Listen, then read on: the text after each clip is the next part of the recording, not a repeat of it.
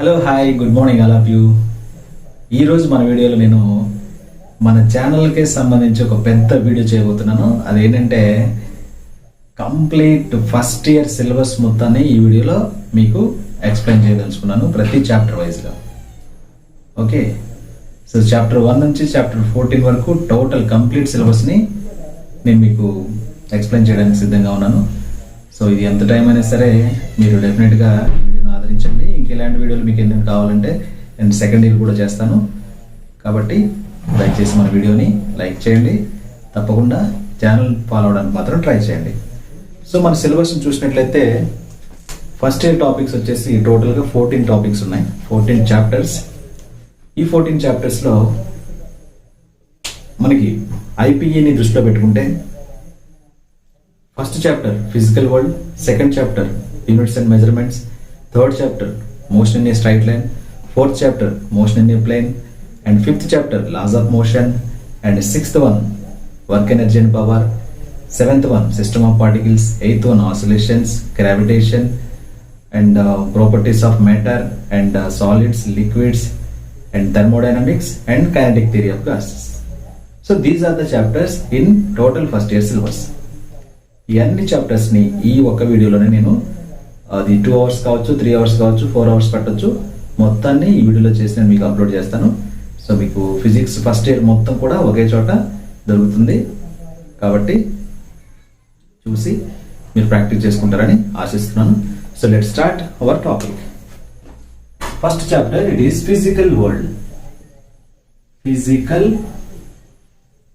World. So what is the physical world here?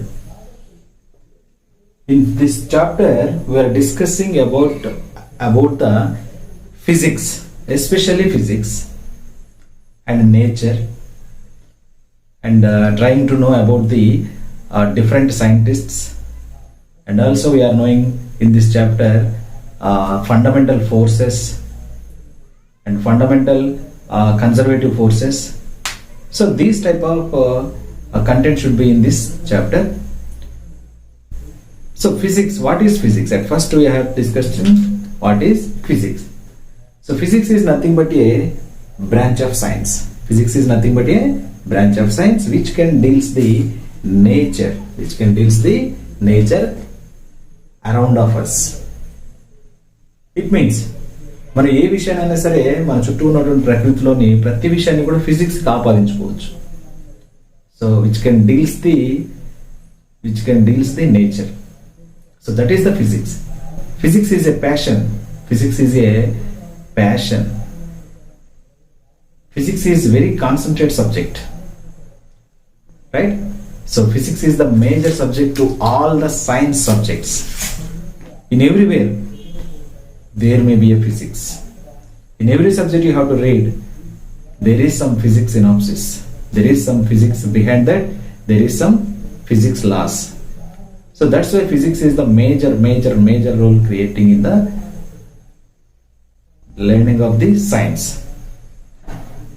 So now we are knowing about physics.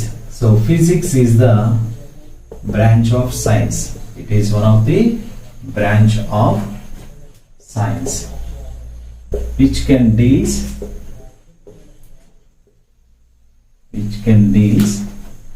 to study the nature around of us, which can deals to study the nature around of us. And next, this is the definition of the physics. The scope of the physics, it is there is no boundaries to know about the physics.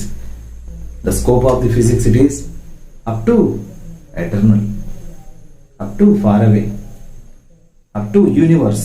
So మనకి physics నేర్చుకోవడానికి ఎంత scope ఉంది అంటే ఆ పరిధిని మనం find చేయలేము, ఆ స్కోప్ని మనం ఐడెంటిఫై చేయలేము. Okay, massive and vast of scope to study the physics. And in this chapter what are the fundamental forces in the nature? Fundamental fundamental forces. It is nothing but primary forces. It is nothing but basic forces. These are also known as the basic forces. Basic forces in the nature. Fundamental forces is nothing but basic forces in the nature. So the fundamental forces, at first one it is the gravitational force. Gravitational force. And the second one it is the electromagnetic force. Electromagnetic EM force. Electromagnetic force. Third one it is the strong nuclear forces. Strong nuclear forces. And fourth one it is the weak nuclear forces. Weak nuclear forces. Simply we can say this is the nuclear force. Simply we can say this is the nuclear force. In this nuclear forces, there are divided into strong nuclear force and weak nuclear force. The gravitational force, it is the large range force. Large range. The gravitational force which can be acts the long range. Long range means the two objects which are separated in more distance, then there may be a gravitational force acting between them. ఒక వస్తువు ఆకాశంలో ఉంది, ఇంకో వస్తువు భూమి మీద ఉంది, ఆ రెండు వస్తువుల మధ్య ఏ ఫోర్స్ యాక్ట్ అవుతుంది అంటే గ్రావిటేషనల్ ఫోర్స్ యాక్ట్ అవుతుంది. సో ఈ గ్రావిటేషనల్ ఫోర్స్ కి నియర్ గా ఉన్నటువంటి ఫోర్స్ ఏంటంటే electromagnetic force. This is also a long range force. This is also a long range force. But comparatively, the gravitational force is the more long force than electromagnetic force. The strong nuclear force are the nuclear forces. Nuclear forces are the very short range forces. Short range forces. They are acting between any two protons or neutron to neutron or proton to proton. So these are the nuclear forces, the forces acting between the nucleons in the molecule. Nucleus in the nucleus of an atom. పరమాణు కేంద్రకంలో కేంద్రక కణాల మధ్య పనిచేసేటువంటి బలాలే కేంద్రక బలాలు. That is these are the nuclear forces. విశ్వంలో ఏ రెండు వస్తువుల మధ్యనైనా పనిచేసేటువంటి బలాలు గ్రావిటేషనల్ ఫోర్సెస్. సిమిలర్లీ ఏ రెండు వస్తువుల మధ్యనైనా పనిచేసేటువంటి బలాలు లాంగ్ రేంజ్ ఫోర్సెస్ ఏంటంటే electromagnetic forces. Okay, so these are the fundamental forces in the nature. So the question it is what are the fundamental forces in the nature? The fundamental forces it is first one gravitational force, electromagnetic force, strong nuclear force, weak nuclear force. Or simply you can write that nuclear forces. Simply you can write that nuclear forces. Okay. And what is the ascending order, descending order of these forces? Ascending and descending order by their ranges. అవి పనిచేసేటువంటి దూరాలను బట్టి ascending order, descending order రాయమంటాడు. ఏది ఎక్కువ దూరం పనిచేస్తుంది, ఏది తక్కువ దూరం వరకు పనిచేస్తుంది, అలా ఆర్డర్, అసెండింగ్ ఆర్డర్, ఎక్కువ నుంచి తక్కువకి. It means gravitational force is greater than electromagnetic force is greater than strong nuclear force is greater than weak nuclear force. This is the ascending order of the ranges of the forces. Descending order, so reverse. Weak nuclear forces is less than strong nuclear forces is less than electromagnetic forces is less than gravitational forces. So this is the descending order of these forces. Very, very important.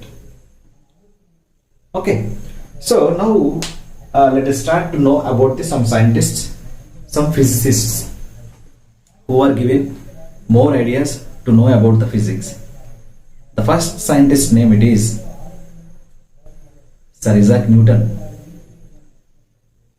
He gave the applications of the motion of the body.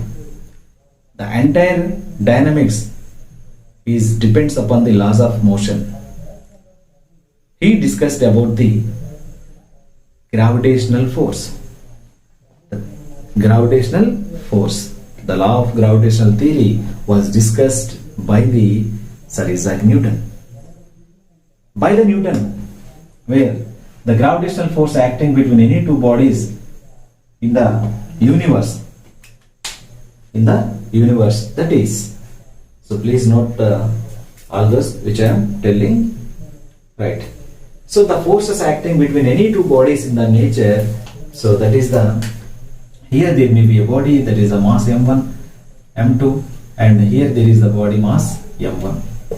These two bodies are located in a distance of smaller distance, and then the force of attraction or repulsion between these two, it is the force is directly proportional to the product of the two masses, and the force is inversely proportional to the square distance between them.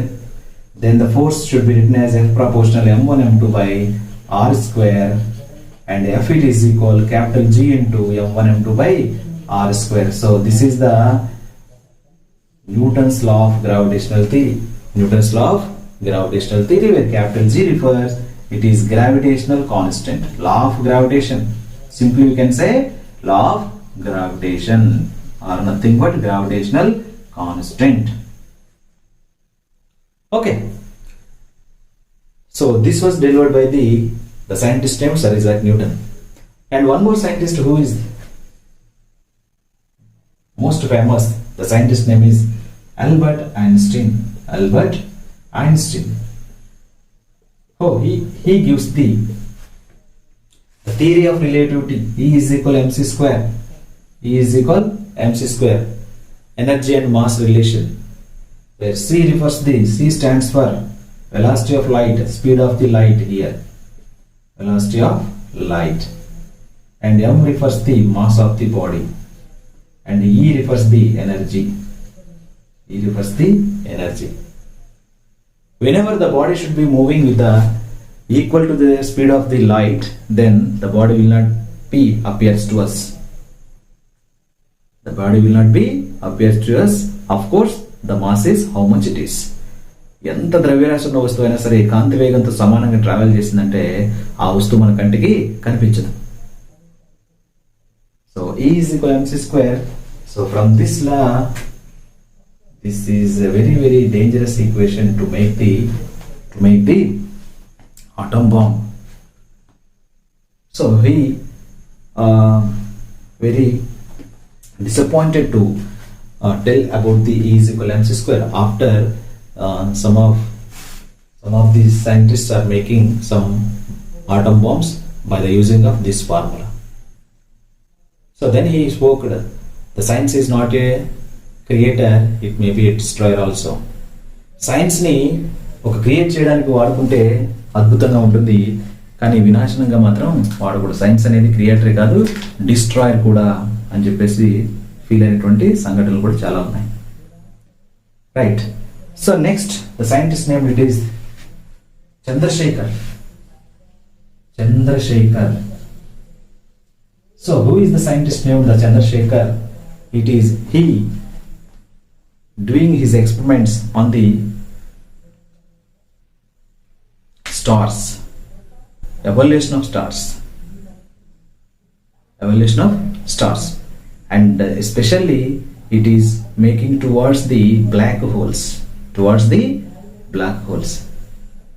So ఏవైతే చీకటి రంధ్రాలు form అయ్యేటువంటి stages ఉంటాయో, ఒక నక్షత్రం అనేది చీకటి రంధ్రంగా black హోల్గా ఎలా కన్వర్ట్ అవుతుందో ఆ స్టేజెస్ని, ఒక నక్షత్రాల యొక్క రివల్యూషన్ని, పరిణామాన్ని వివరించినటువంటి శాస్త్రవేత్త ఎవరంటే Chandrasekhar. The scientist name it is Chandrasekhar. ఒక నక్షత్రం అనేది సూర్యుని యొక్క ద్రవ్యరాశికి 1.34 టైమ్స్ ఎక్కువగా ఉండడాన్ని, ఆ మారేటువంటి క్రమంలో ఆ స్టేజ్ని అతను చంద్రశేఖరన్ లిమిట్ అనేటువంటిది ఒకటి క్రియేట్ చెప్పాడు. Chandrasekharan limit. So he was doing experiments on the evolution of the stars. నక్షత్రం యొక్క పరిణామ క్రమాలని వివరించినటువంటి శాస్త్రవేత్త ఎవరంటే Chandrasekhar. And one more, the final scientist it is who is very famous, the sir C.V. Raman. The Indian scientist name it is C.V. Raman. So C.V. Raman discovered Raman effect. Raman effect. C.V. Raman discovered Raman effect. So Raman effect, it is nothing but, so here the question it is, what is the Raman effect and who discovered the Raman effect? Raman effect is nothing but the scattering of light by molecules of a medium when they are excited to their vibrational energy levels. So this is the Raman effect, the scattering of light by molecules of a medium, the scattering of light by molecules of the medium when they are excited to their vibrational energy levels. This is the Raman effect. For discovery of Raman effect, he got the Nobel Prize. He got the Nobel Prize in 1929. So the scientist named C.V. Raman, he got Nobel Prize for the discovery of Raman effect. For the discovery of Raman effect. Okay, and now, so law of gravitation and gravitational constant. So here capital G, it is the law of gravitation or gravitational constant, and here you have to know about the symmetry and asymmetry. Symmetry and asymmetry. What is asymmetry and what is meant by asymmetry? So symmetry is nothing but symmetry. So symmetry is the value of a physical component. The value of a physical component which does not change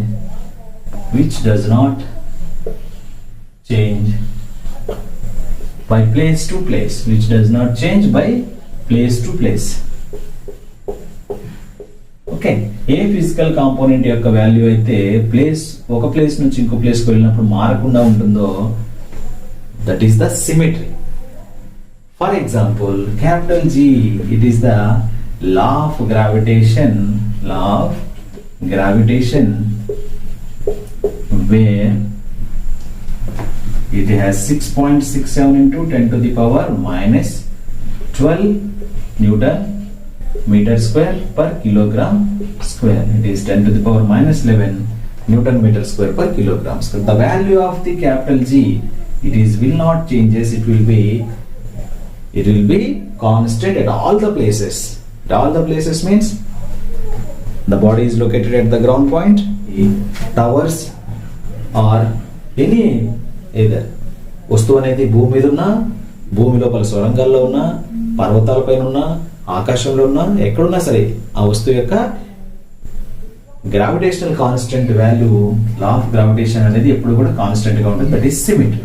what is asymmetry? So by the meaning of asymmetry, so a physical component, the value of a physical component which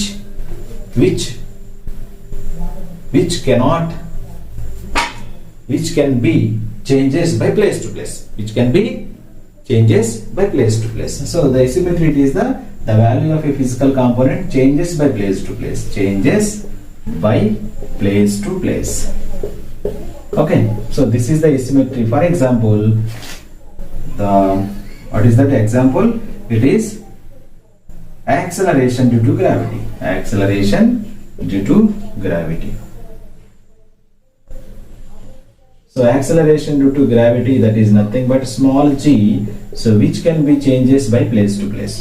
So small g, it is the 9.8 meter per second square or 980 centimeter per second square. So this can be changes by place to place.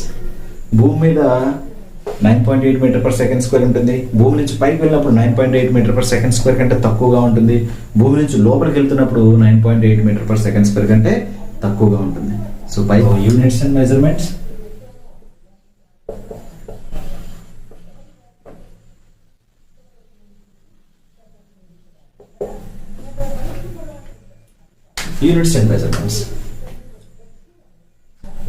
here in the chapter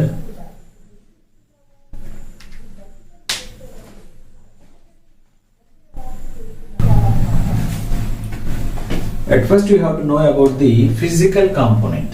So physical component or a physical quantity. So what is a physical quantity? A physical quantity, it is nothing but a component which we can derive directly or indirectly. Directly or indirectly. ఏదైనా ఒక కాంపోనెంట్ని మనం డైరెక్ట్గా కానీ ప్రత్యక్షంగా కానీ పరోక్షంగా కానీ లెక్కించడానికి వీలుగా ఉన్నటువంటి దాన్ని ఏమంటామంటే ఫిజికల్ క్వాంటిటీ అంటాం. It means mass of the body. For example mass of the body. ఒక వస్తువు యొక్క ద్రవ్యరాశిని కొలవాలంటే దాని ఫర్ ఎగ్జాంపుల్ నా దగ్గర ఒక వస్తువు ఉంది. సో దాని యొక్క ద్రవ్యరాశి నేను mass it is equal 2 kg అంటాను. సో దీన్ని మనం ఈజీగా డైరెక్ట్గా ఫైండ్ చేయొచ్చు. అంటే ఎలాంటి వేరే ఇతర కాంపోనెంట్స్ అవసరం లేకుండా ఫైండ్ చేయొచ్చు. కాలాన్ని లెక్కించాలి, time. So time it is equal, that is the time taken to do the work done. So time we can find that in seconds. In seconds. For example, we have to complete one work from starting point to ending point. There may be a taken, it is 10 seconds. I think so. So time కూడా ఒక విధమైనటువంటి component ని లెక్కించినటువంటి ప్రత్యక్షమైన పద్ధతి. అలా కాకుండా వేగాన్ని లెక్కించాలనుకున్నాం, వేగం. So that is velocity v is equal. సో మనకు తెలుసు స్థానభ్రంశంలోని మార్పు రేటుని వేగం అంటాము, s/t. So that is displacement by time. So here there may be needed to displacement in time. Then only we have to find the velocity. So velocity it is the you have to find the indirect method. At first you have to know about the displacement, and after that you have to know about the time, then only we can get the velocity.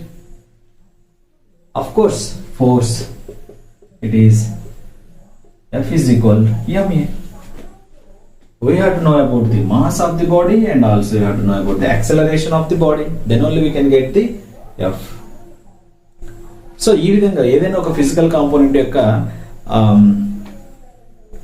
physical component ni directly or indirectly we can find that, then we can call it is a physical quantity. A physical quantity. So physical quantities are two types. The first one, it is the fundamental physical quantity. Fundamental physical quantity. And the second one, it is the derived physical quantity. Derived physical quantity. So fundamental physical quantity, derived physical quantity. What is the fundamental physical quantity? A fundamental physical quantity which cannot depends upon any other physical components. ఏ భౌతిక రాశుల పైన ఆధారపడకుండా వాటంతట అవే ఏర్పరచుకున్నటువంటి physical quantities ఏమంటారంటే fundamental physical quantities అంటారు. They cannot depends on any other physical component. The fundamental physical components are 3. So that is mass, length and time. So these are the fundamental physical components which do not depends upon any other physical components. They cannot be depends. Mass, it is the fundamental physical quantity. Length, it is the fundamental physical quantity. Time, it is the fundamental physical quantity. So these are the fundamental physical quantities which do not depends on any other physical components. Right. So derived physical quantities. What are the derived physical quantities? A derived physical quantity which can be derived from the by the using of the fundamental quantities. ఈ fundamental quantities ఉపయోగించుకొని derive చేయబడినటువంటి physical quantities ని derived physical quantities అంటారు. Fundamental quantities are the physical quantities which do not depends upon any other physical quantity. ఏ భౌతిక రాశులపైన ఆధారపడకుండా independent గా ఉంటాయి, స్వతంత్రమైనటువంటి భౌతిక రాశులు. Derived physical quantities అంటే derived physical quantities are the physical quantities which can depends or which can derived from the fundamental physical quantities. Fundamental physical quantities ని ఆధారంగా చేసుకొని derive చేయబడేటువంటి physical quantities ని derived physical quantities అంటారు. For example, already we can explain that velocity of the body, it is the displacement by time. So displacement, it is the length, and time, it is the time. Here length and time are the fundamental physical quantities. By the using of the fundamental physical quantities we are getting the derived physical quantity. Okay, and work done, it is equal F into S. By the getting work done, force, it is the MA. and S it is here.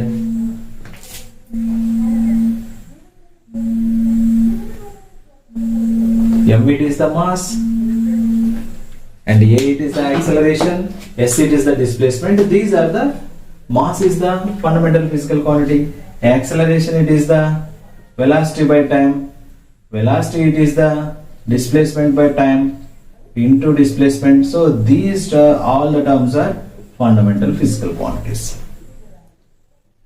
So except these three physical components we are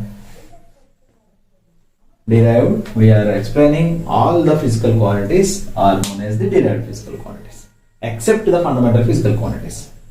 Okay, so these are the differences between the fundamental and derived physical quantities, and these are the examples of the some of the examples of the fundamental quantities and to the derived physical quantities. Okay, and now we are discussing about the unit. What is a unit? So a unit is nothing but the measure of physical quantity. Unit is nothing but a measure of physical quantity, which is the standard reference to know about the physical quantity. A standard reference to know about the physical quantity. So that is the unit. For example, a unit can be X. It is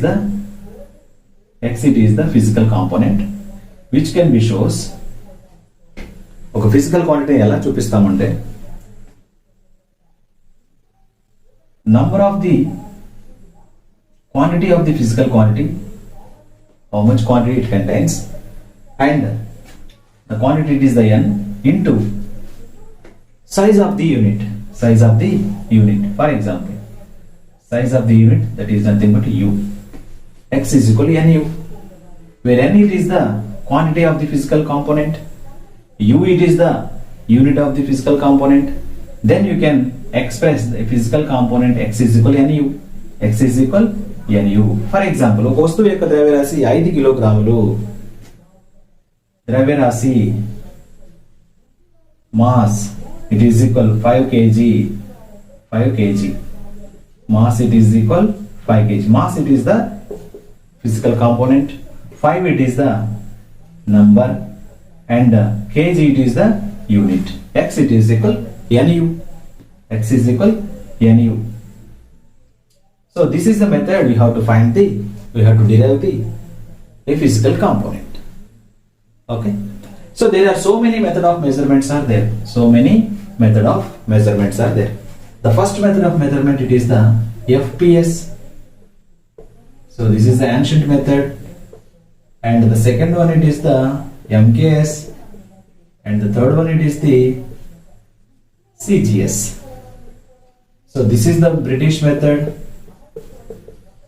and this is the metric method, and this is the CGS method. So here F it is the mentioned the foot, P it is the pound, and S it is the second. Okay, F refers length, P refers mass, S refers time. So these are the fundamental quantities. M it is the meter for the length, K it is the kilogram for the mass, S it is the second for the time, C it is the centimeter for the length, G it is the gram for the mass, S it is the second for the time. So in time, in these three methods, the second it is the common point we have to observe.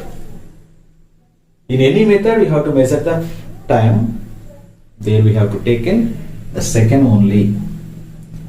In different method we have different units. The same physical quantity having the different units. So 5 kilogram it is the 5000 grams. 5 kilogram it is nothing but 5000 grams. How it is possible? Why we are called it is that like that? Because of there are so many method of measurements are there. Like that we can derive A physical quantity, the same physical quantity having the different units for the same physical quantity. ఒకే రకమైన physical క్వాంటిటీకి different units ఎందుకు ఉన్నాయంటే we have the so many methods of measurements. Hence we have the different units for the same physical quantities. Right. Now we are discussing about the dimensions of a physical quantity.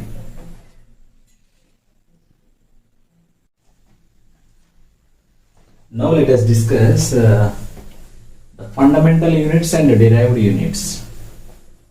Fundamental units. So what are the fundamental units? Fundamental units is nothing but the units of fundamental physical quantities. The units of fundamental physical quantities. So what are the fundamental physical quantities?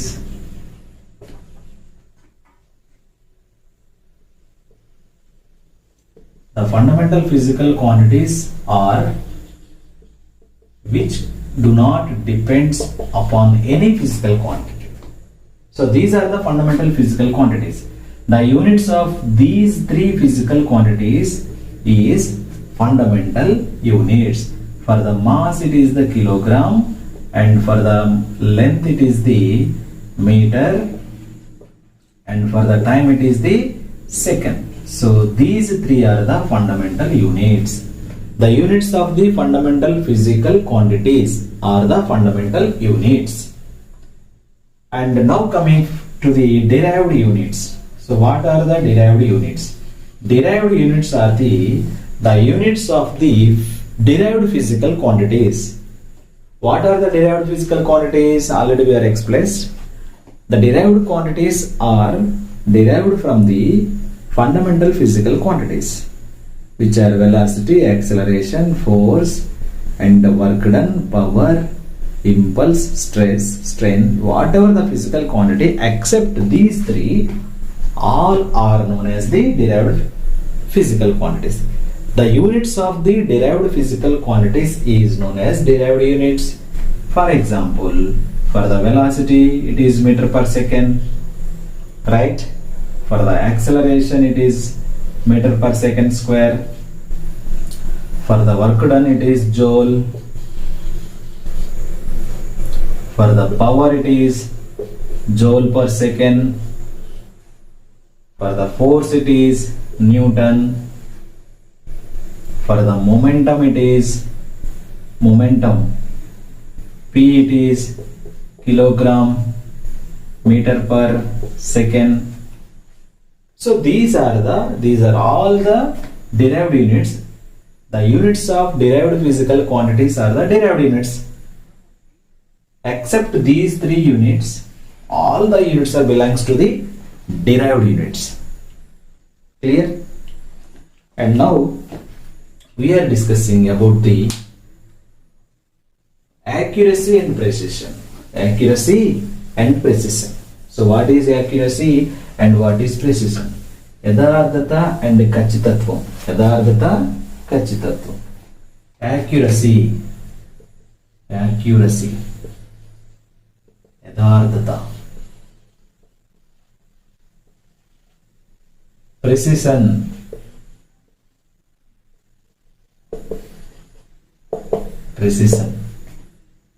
Kachitatvam.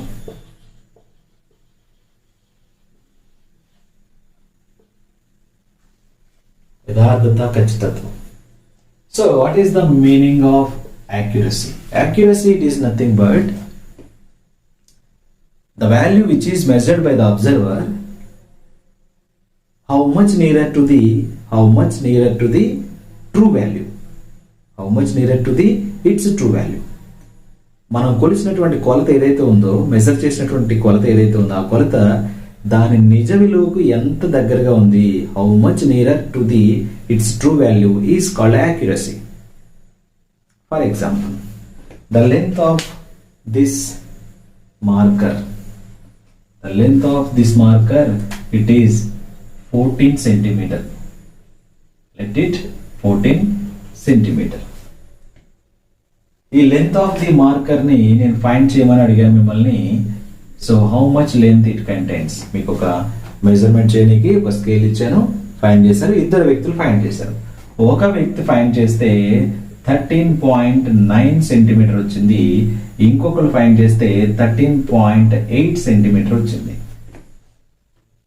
So first student కి 13.9 వచ్చింది, second student కి 13.8 centimetre వచ్చింది.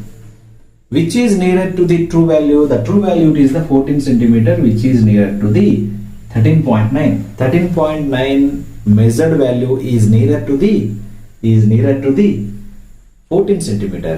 Hence, the accuracy it is 13.9 centimeter. In the measured value, which is nearer to the its true value is known as the accuracy. The second student was getting the value of 13.8 centimeter. Here, what's wrong with the second student? Of course, whatever the wrong it is, by the following of the method of measurement, or it is the technical mistake, or it is the experimental mistake, or it is the usage of the material, whatever the mistake was given by the second student, that was not nearer to the true value. Which value is nearer to the measured value, which is nearer to the its true value is known as the accuracy. Accuracy is depends upon the errors. Depends upon the errors. మనం ఏదైతే mistakes చేస్తామో ఆ mistakes మీద ఆధారపడి ఉంటుంది accuracy అనేది. Okay, and coming to the precision, precision ఖచ్చితత్వం. So ఏవైతే మెజర్మెంట్ వాల్యూస్ ఉన్నాయో, మెజర్డ్ చేసిన వాల్యూస్, మెజర్డ్ వాల్యూస్ చేసినటువంటి వాల్యూస్ ఒకదానికి మధ్య ఒకటి ఎంత దగ్గరగా ఉన్నాయో, how much near to the measured values.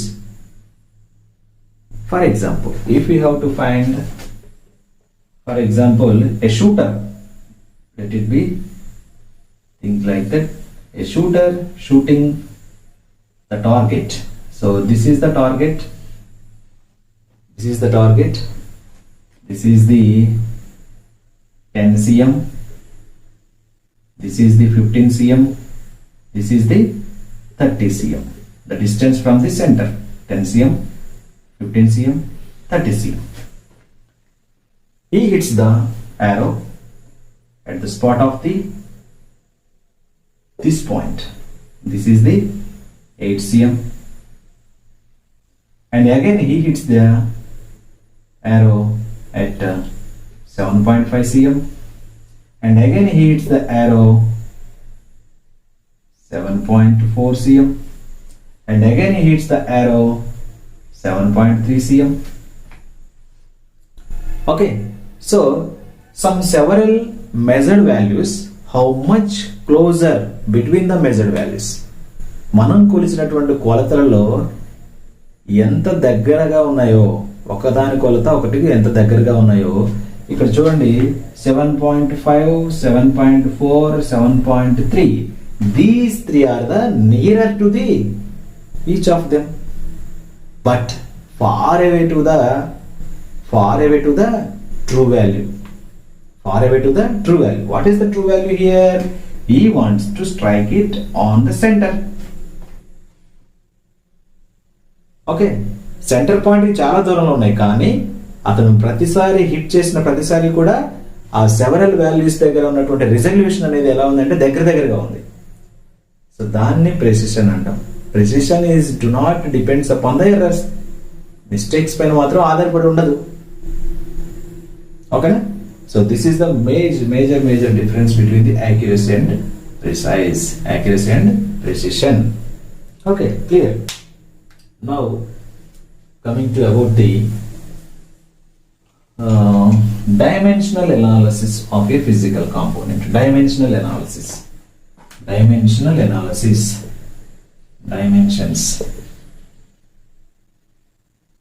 dimensional analysis. What is a dimensional analysis? So dimensional analysis, it is the dimensions are to represent the physical component in the measure of the mass and length and time.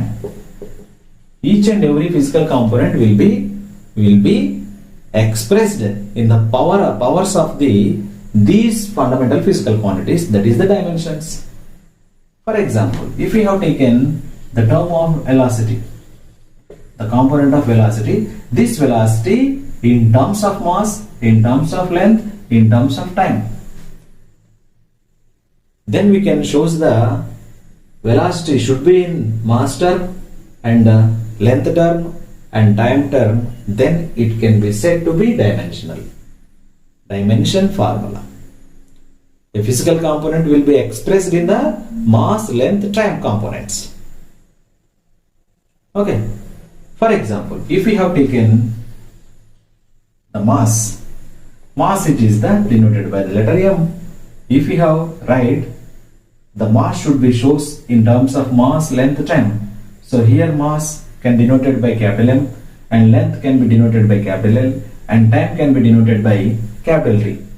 In the mass there should be mass. Definitely there should be mass. If there is no power, it contains power 1. In the mass physical component, there is no word about the length. In the mass term, there is no word about the time. Hence we can write that M L0 T0. This is the dimensional formula of the mass.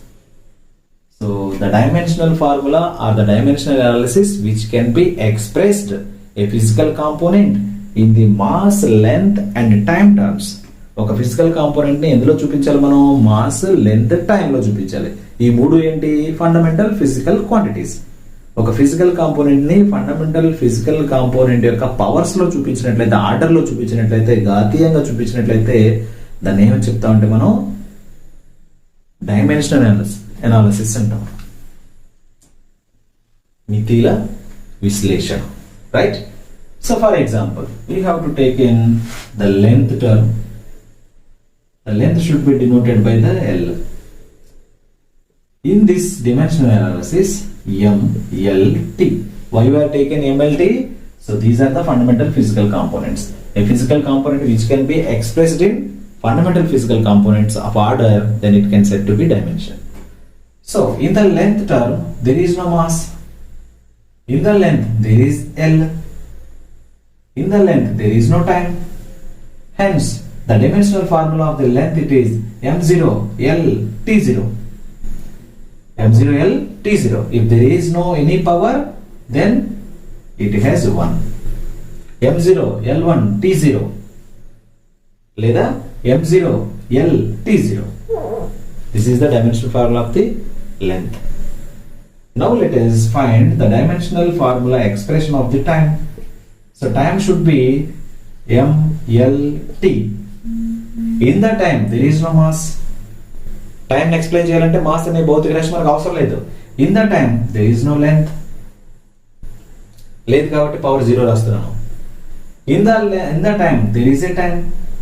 Hence we put it 1 or we have to left it.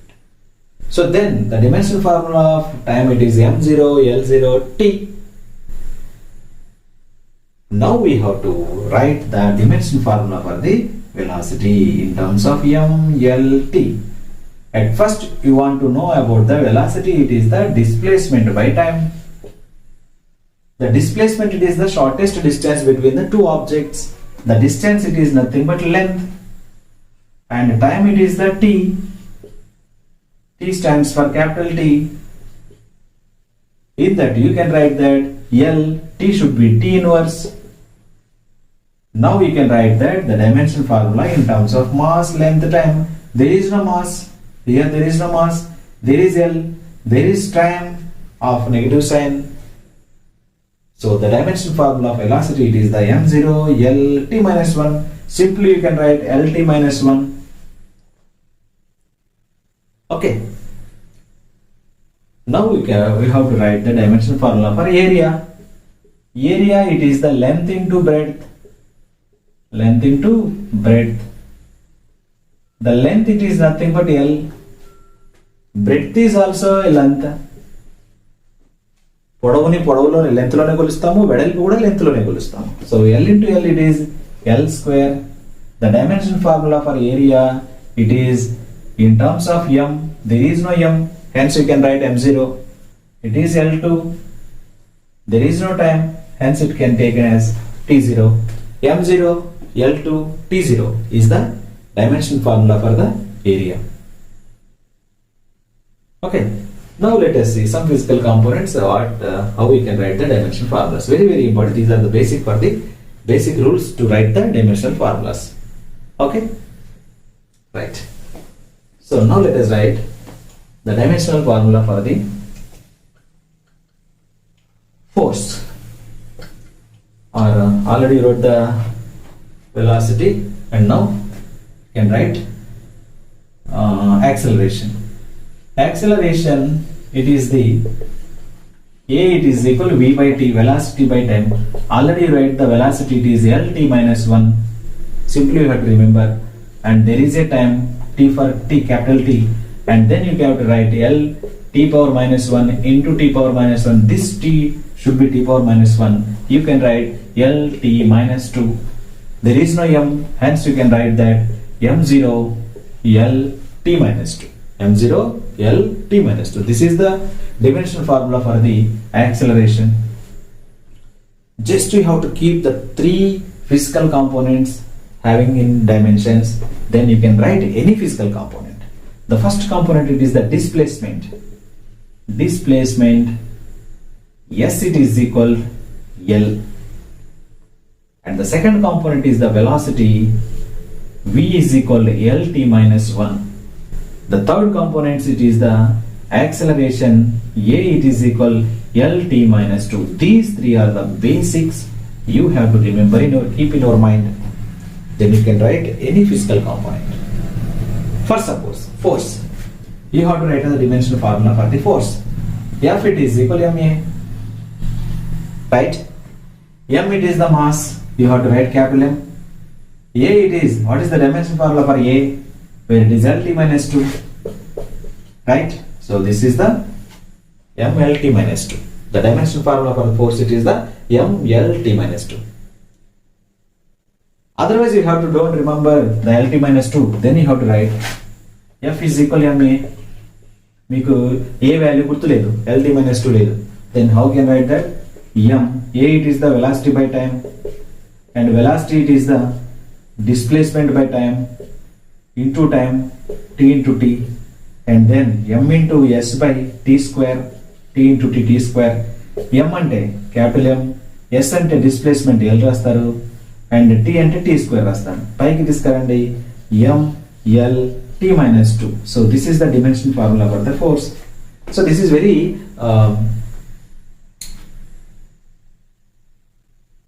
longest. Okay, this is very long method, long process. You have to write that. So this is the shortcut method. The shortcut method, you have to remember these three only in your mind. Just displacement, it is the length. Velocity, it is the Lt minus 1. Acceleration, it is the Lt minus 2. Almost 90% of the physical components are derived from these three only. For example, and one more example, that is the work. You have to write that work, it is the force into displacement. What is force here? Force, it is m into A into s. M, it is the m. A, it is the Lt minus 2. S, it is the L. S nothing but displacement. Therefore, m L2 t minus 2. This is the dimension formula for the work done. Okay. Now let us power. Power P, it is equal work done by time, and P, it is equal work done. What is work done here? You should write work done, it is equal F into S by time. F, it is the M A into S by T. M, it is the capital M. A, it is the Lt minus 2, and S, it is the L by T is the T. Simply you can write that M L2 T minus 3, ML2 T minus, this T should be T minus 1, L into L, L square, ML2 T minus 3. This is the power. Simply you can remember the work done ML2 T minus 2, then you have to write ML2 T minus 2, then T should be T power minus 1, then T minus 3. So these are the methods you have to write the dimensional formula of any physical component. And now let us see the physical component of a law of gravitation, capital G. Law of gravitation. How we can write the law of gravitation? So already we discussed by the law of gravitational force, F it is equal capital G into m1 m2 by r square. You have to write the capital G value. G is equal fr square by m1 m2. Simply you can write the F is equal ma, right? R square, R it is the distance here, and by m1 m2, and simply you can write, okay, mass cancel out, right? A it is the LT minus 2 into R it is the distance square, distance is the L square, and by m. You can write m should be taken as upwards m minus 1, L into L2, L3, T minus 2. M minus 1, L3, T minus 2. So this is the dimensional formula of the capital G. M minus 1, L3, T minus 2. So this is the very important which has the negative sign of the mass. ద్రవ్యరాశికి రుణాత్మకమైన మితి కలిగిన dimension కలిగిన power కలిగినటువంటి భౌతిక రాశి ఏది అంటే ఇది law of gravitation or universal law of gravitation constant. Now let us see write the dimension formula for the surface tension. Surface tension. So this is the T, it is equal to force acting per unit length. Force already you know that MA by L, M L T minus 2 by L, it is LL cancel, M L0 T minus 2. If you have omit the L value, then you can write M T minus 2 also right answer. L power 0 equal to 1, x to the power 0 is equal to 1, y to the power 0 is equal to 1, hence L to the power 0 is equal to also 1. Right? So these are the methods you have to write the any physical component dimension formula. Okay. Now let us see the dimensional analysis. The advantage of the dimensional analysis, it is the we have to check the dimensions, equations, correctness of the equation in the any measured equations. That is the main advantage, and we have to convert the dimensions from one to another. That is the one more advantage to write the dimensional formula. Okay. So see some more examples.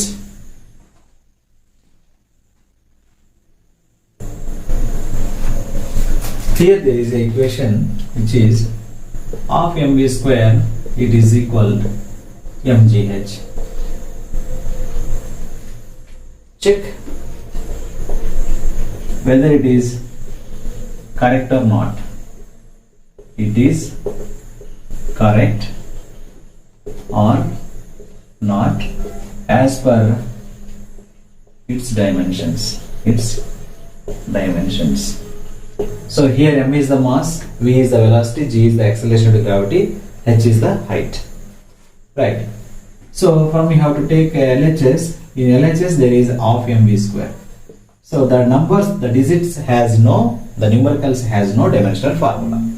Here mv square, m it is the m, v it is the lt minus 1, already you keep in your mind, whole square, lt minus 1 whole square. You can write m l2 t minus 2, ml2 t minus 2, l into square l square, t power minus 1 into 2 t power minus 2. Okay, so this is the LHS value. Now coming to the RHS.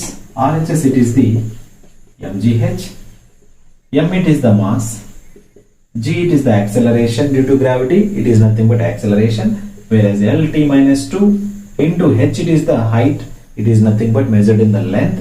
You can write l. L into l square, it is ml2 t minus 2. So this is RHS. You have to see LHS and RHS is the same. So hence the equation is correct. So this is the best method to checking the whether it is correct or not by the as per the dimensions. As per the dimensions. Okay. Right. So ఇంకా ఈ measurements లో మనం errors గురించి నేర్చుకోవాల్సి ఉంటుంది. Errors, ఎలాంటి దోషాలు ఉంటాయి, methods of measurement చేసేటప్పుడు ఎలాంటి ఎర్రర్స్ మనం ఫేస్ చేయాల్సి ఉంటుంది, ఎలాంటి ఎర్రర్స్ ఫేస్ చేయాలి. సో దీనిపైన నేను ఫుల్ వీడియోస్ చేశాను, మీకు ఇండివిజువల్గా దొరుకుతాయి. ఎర్రర్స్ పైన చాలా వీడియోస్ చేశాను, అది నేను మీకు ఆ కార్డ్స్లో వదిలేస్తాను, మీరు ఒకసారి చెక్ చేసుకోండి. రైట్. సో ఎర్రర్స్ ఏంటంటే బేసిక్గా మెథడ్ ఆఫ్ మెజర్మెంట్లో మనం ఫేస్ చేసేటువంటి ఎర్రర్స్ ఏంటంటే సిస్టమాటిక్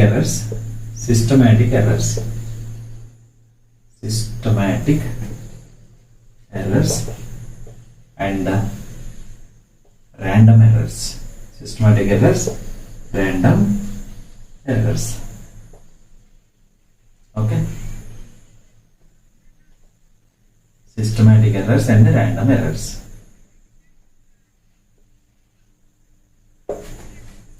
సో సిస్టమాటిక్ ఎర్రర్స్ ఏంటంటే ఎన్ని రకాలు ఉంటాయి, వాటిని ఎలా మనం తగ్గించుకోవచ్చు చూద్దాం. సిస్టమాటిక్ ఎర్రర్స్ అనేవి 3 types ఉంటాయి. Systematic errors are 3 types. First one, systematic errors are the 3 types. The first one, it is the imperfection of the experimental techniques. Imperfection. So systematic errors ఎలా వస్తాయంటే imperfection of experimental techniques. అంటే ఆ experiment ఎలా చేయాలో తెలియకుండా వచ్చేటువంటి వాటిని imperfection of the experimental techniques. So ఇంకొకటి డివైస్ నుంచి వచ్చేటువంటి ఎర్రర్ ఇన్ ద డివైస్, దాని నుంచి వచ్చేటువంటి ఎర్రర్స్ ఏంటంటే systematic errors. And next personal bias. So personal errors, it is nothing but so మనం చేసేటువంటి ఏదైతే ఎక్స్పెరిమెంట్ చేస్తున్నాడో ఆ వ్యక్తి చేసేటువంటి ఎర్రర్స్ అన్నమాట. సో వీటి వల్ల వచ్చేది ఏంటంటే systematic errors. So random errors అంటే it is depending upon the nature, depends upon the nature, by the air or it is the temperature, whatever. So the errors occurs by the nature. These are the random errors. How we can reduce the systematic errors? Systematic error ని reduce చేయాలంటే ఏం చేయాలంటే మనం correct method ని systematic errors ని reduce చేసుకోవాలంటే the method of measurement is perfectly known by the observer. ఎవరైతే measurement ని చేస్తున్నారో వాళ్ళకి కంపల్సరీగా మెథడ్ ఆఫ్ మెజర్మెంట్ తెలిసి ఉండాలి, పర్ఫెక్ట్ మెథడ్ అనేది తెలిసి ఉండాలి. అలా తెలిసి ఉంటే సిస్టమాటిక్ ఎర్రర్ని మనం డౌన్ఫాల్ చేసుకోవచ్చు, కరెక్ట్ చేసుకోవచ్చు. ఓకే. తర్వాత ఎక్స్పెరిమెంటల్ టెక్నిక్స్ తెలిసి ఉండాలి అండ్ పర్సనల్ బయాస్ లేకుండా మనం ఈజీగా సిస్టమాటిక్ ఎర్రర్స్ని తగ్గించుకోవచ్చు. కరెక్ట్ ఇన్స్ట్రుమెంట్ని వాడాలి.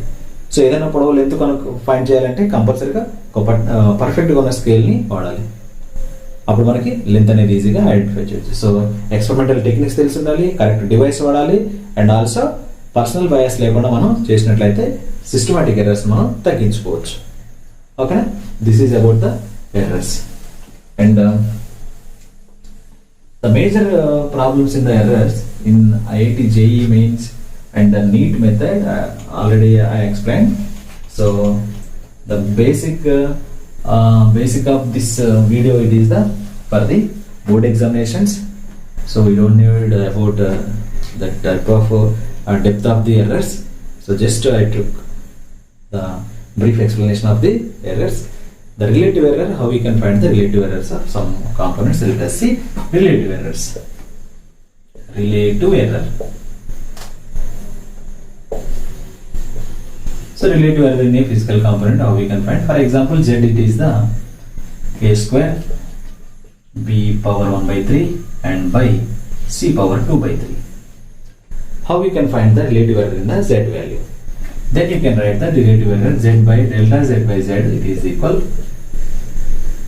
delta A by A. Then the 2 should be here delta A by A. Power అనేది ముందుకు వచ్చేస్తుంది delta A by A and plus you should keep the plus and ఈ power ముందుకు వచ్చేస్తుంది 1 by 3 delta B by B and plus division లో ఉన్నా కూడా అది ప్లస్ లోకి వెళ్ళిపోతుంది. That is 2/3 of delta C by C. So this is the major important you have to keep. Power అనేది ముందుకు వస్తుంది, ప్లస్ పవర్ అనేది ముందుకు వస్తుంది. యాజ్ ఇట్ ఈస్ గా డివిజన్ లో ఉన్న వాల్యూ కూడా పైకి వెళ్ళి ప్లస్ లోనే ఉంటుంది. అది డివిజన్ లో ఉన్నా మల్టిప్లికేషన్ లో ఉన్నా you have to keep it is plus. For example ke it is equal half mv square, half mv square. How we can find the error in the relative error in the kinetic energy? Just you have to write delta k by k. It is the 1/2 digit should be omitted, and it is equal delta m by m plus 2 into delta v by v. 2 into delta v by v. This v should be here. Okay, and volume of this sphere 4/3 pi r cube.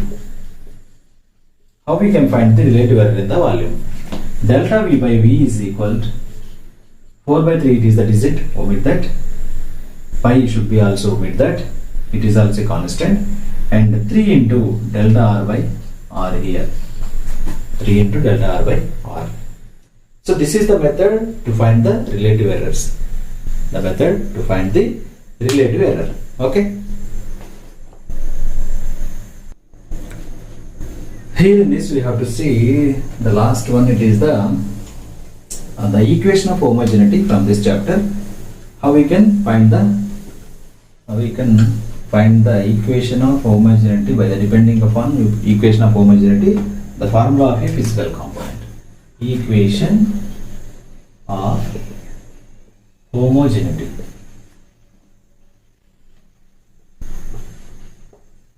Right. So the question it is, time period of a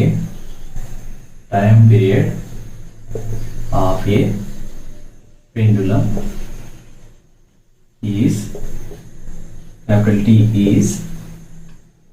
is depends upon mass and length and acceleration due to gravity. Acceleration due to gravity. Find. So mass it is the small m here, length it is the L here, and gravity it is the small g. Find equation for the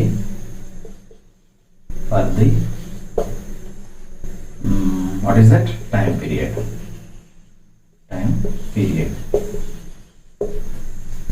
Equation for the time period.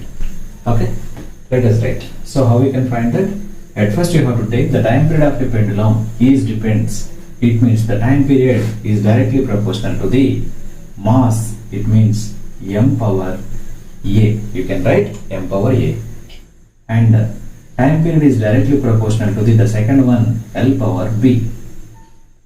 And the time period is directly proportional to the third one, acceleration, that is small g, acceleration due to gravity, power c.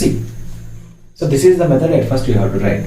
Therefore from these three you can write t proportional to the m power a and L power b and g power c. And if we have to remove the proportional, some constant is there, m power a, L power b, g power c, a, b, c. M it is the mass, L is the length, g it is the acceleration due to gravity. Now t is the dimension formula for t, it is m0, L0, t. And it is equal k into m, it is the mass, you can write mass power a, and L it is the length power b, and g acceleration due to gravity, Lt minus 2 power c. Okay, now you have to write. Okay, here the bases are equal, power should be added in the multiplication. K into m power a, there is no m terms. L into here b, here 1, here you can write b plus 1, and t into minus 2, and here the left side m0, L0, T. Okay, so here from this equation is equal to అటువైపు ఇటువైపు bases are equal, power should be equal. So m, from first we have to write bases are equal m to m. So a is equal 0. You can write that a is equal 0. The second one, for the length b plus 1 is equal, the power of the length it is here 0. b is equal to minus 1. And coming to the t power minus 2, it is minus 2, it is equal, where it is, so t power minus 2c here, t power minus 2c, 1, minus 2c is equal to 1, here t power 1. The power should be equal, this power is equal to this power, this power is equal to this power, this power is equal to this power. So minus 2c is equal to 1, c is equal minus 1 by 2. Now we have to write the a value and b value and c value. What is the b value here? Length of the pendulum L power b and acceleration due to gravity. B is equal to also b plus here c here, right? b plus c, right here, b plus c is equal to 0 and c is equal to already 1 by 2, c is equal to already minus 1 by 2. So here you can write that b minus 1 by 2 is equal to 0. So b is equal to 1 by 2. ఈ minus 1 by 2 వస్తే 1 by 2 అవుతుంది. So A value, B value, C value మీకు తెలిసిపోయింది. So ఏం చేయాలి ఇప్పుడు? ఏదైతే fundamental equation మనం రాసుకున్నామో ఇక్కడ ఈ ఈక్వేషన్ రాసామో ఈ ఈక్వేషన్ సబ్స్టిట్యూట్ చేయండి, మీకు ఈక్వేషన్ వచ్చేస్తుంది. T is equal K into M power A అంటే 0, ఎల్ పవర్ బి అంటే 1 by 2, జీ పవర్ సి అంటే minus 1 by 2. m power 0 is equal to 1. t is equal k into l power 1 by 2. It can be written as l power 1 by 2 and g inverse 1 by 2, g power 1 by 2. Okay, 1 by 2 power 1 by 2 power, it is the under root. You can write that square root. So then t is equal to k into under root of l by root of g. This may be written as t is equal to k into under root of l by g, where k it is the constant here. K is the constant here. So the general equation of the time period of a pendulum, t it is equal to 2 pi into under root of l by g. So this is, we are getting the equation where k value is the 2 pi. Where k value is the 2 pi. This is the equation of homogeneity for finding of any equation for the physical components. Okay, right, this is the total information about the units and measurements. Now let us start the third chapter.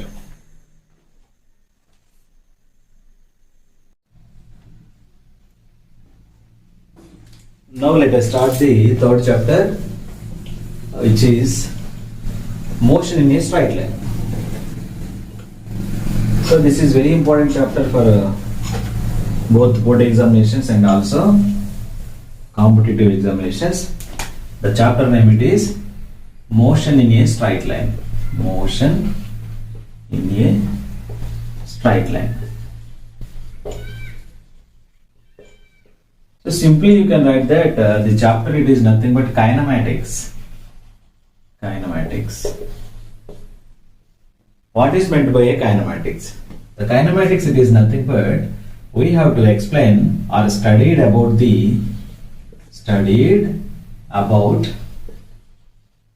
motion of the body. Motion of the body without knowing any cause. Without knowing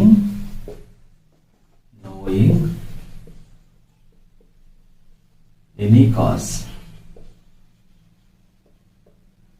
that is nothing but kinematics. అంటే ఈ చాప్టర్లో మనం ఏం చేస్తామంటే వస్తువు యొక్క చలనాన్ని మాత్రమే observe చేస్తాము, స్టడీ చేస్తాము. ఆ చలనానికి సంబంధించిన కారణాలు, రీజన్స్ మనకి ఎలాంటివి అవసరం లేదు. If you have to knowing about the reasons behind the motion of the body, that should be belongs to a dynamics. Dynamics అంటే వస్తువు యొక్క గమనానికి సంబంధించిన కారణాలు కూడా మనం స్టడీ చేస్తాము. ఇక్కడ ఓన్లీ వస్తువు యొక్క మోషన్ మాత్రమే స్టడీ చేస్తాం. So motion in a straight line, if your body can be moves in the straight line, that is nothing but one dimensional motion. So this one dimensional motion should be known as rectilinear motion. One dimensional motion is also known as the rectilinear motion.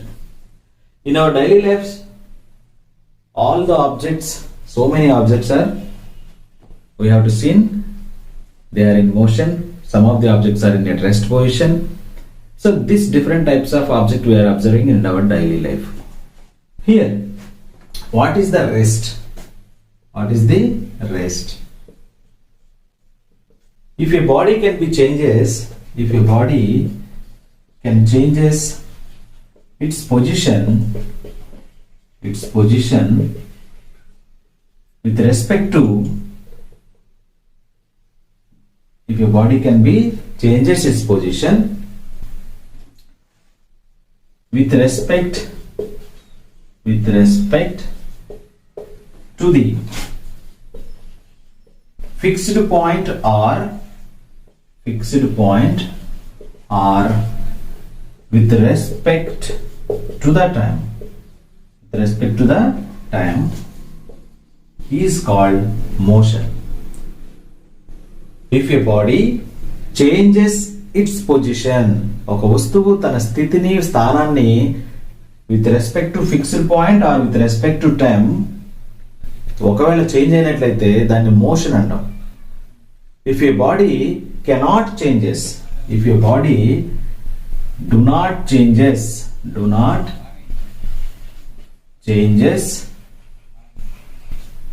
position with respect to the fixed point or with respect to the time, ఏ టైంలో చూసినా సరే ఆ body అనేది అక్కడే ఉన్నట్లయితే దాన్ని ఏమంటామంటే rest అంటాం. So it cannot changes its position with respect to the fixed point or with respect to the time, then it can said to be a rest. If the same body will be changes its position with respect to the time or with respect to the its fixed point, then it can said to be motion. So this is the difference between the motion and rest. Okay, now we have to studying about the displacement and distance. So distance and displacement both are very very important topics. Distance, so this distance is known as the path length also. Distance is nothing but path length. Okay, so what is a distance? The distance, it is the total path length covered by the body. Body is called distance. Distance, it is the scalar quantity. It needs only the magnitude. It has no direction. And displacement, coming to the displacement, it is the vector quantity which is the shortest distance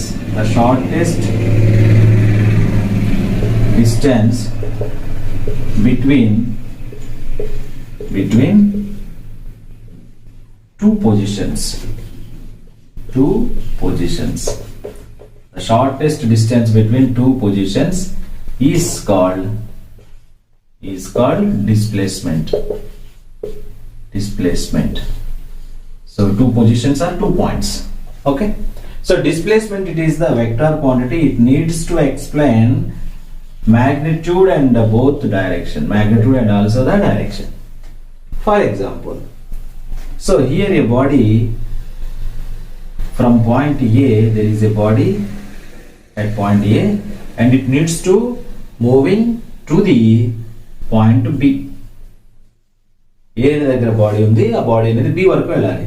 so అది ఏం చేసిందంటే ఏ నుంచి బికి ఇలా ఇలా travel చేసుకుంటూ వెళ్ళిపోయింది. Okay, and now the positions, it is the A and B, the distance between these 2 points, it is the displacement. It is the displacement. The displacement of these 2 points, it is the straight line. The displacement of these 2 points is the straight line. The actual path length, the actual path covered by the body is known as the distance. Is known as the distance. Okay, for example, here at point A there is a person. Here there is a point B. The person moves from A to B along in this path. So the path length covered by the body is known as the distance. How much distance he was moved or he was traveled? It is nearly 20 meters, I think so. 20 meter. Let it be 20 meter or let it be 50 meter. Now the displacement between these 2 points, it is the displacement. The displacement of these 2 points, it is the 25 meters only. The distance, it is the total path length covered by the body. The displacement is the shortest distance between the 2 points. Shortest distance between the 2 points. Okay. For example, if your body is rotating in the circular path, here there is a point. A particle is moving like this, like this, like this, like this, like this, and reaches at point B. The distance traveled by the particle, the diameter of this circle, it is I think 5 meters. This is 5 meters.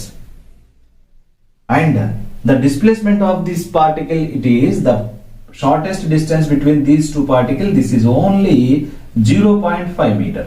0.5 meter. The shortest distance, that is nothing but displacement.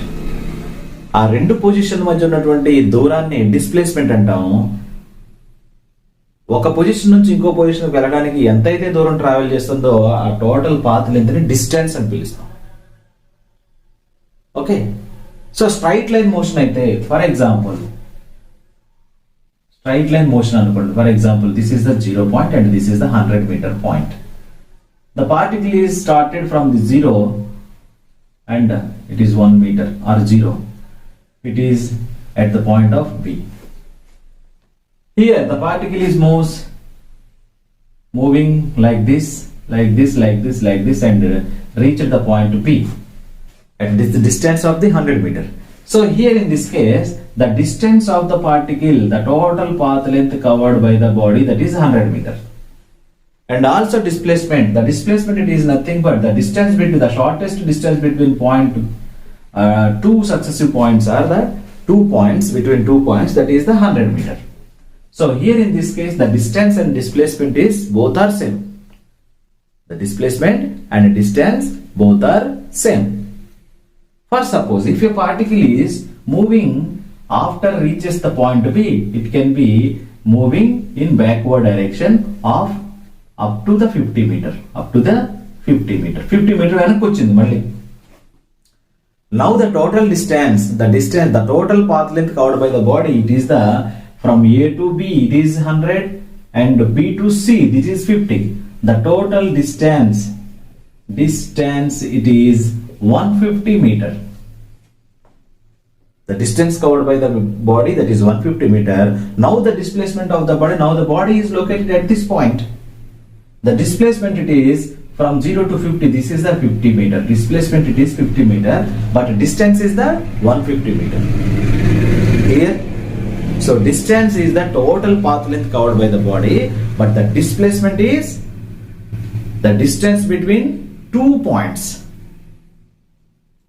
2 positions. That is the displacement. So displacement, it is the vector quantity and distance is the scalar quantity. Remember it. The SI units of distance and displacement both are is in m case or SI units it is meter and CGS unit is the centimeter. So this is very important. Thus the variation between the distance and displacement, this is the distance and displacement. And now let us discuss speed and velocity. Speed and velocity. What is the speed and what is the velocity? So these terms all are we are using in our regular daily life, but you should know about it very well. Okay, ఇవి మనం నిత్యం మన running లైఫ్లో వాడుతూనే ఉంటాము కాబట్టి వీటిని తెలుసుకోవాల్సిన బాధ్యత మన మీద ఎంతైనా ఉంది. Speed and velocity. What is a speed? The speed, it is nothing but the rate of change of distance. The rate of change of distance. The rate of change of distance of a body. So already you know that distance it is nothing but the path length of the actual path length traveled by the body, that is the distance. So here speed it is equal distance by time. You should remember the rate means you have to divide the physical component by the time. Rate అనగానే కాలంతో భాగించాలి. The rate of change of distance.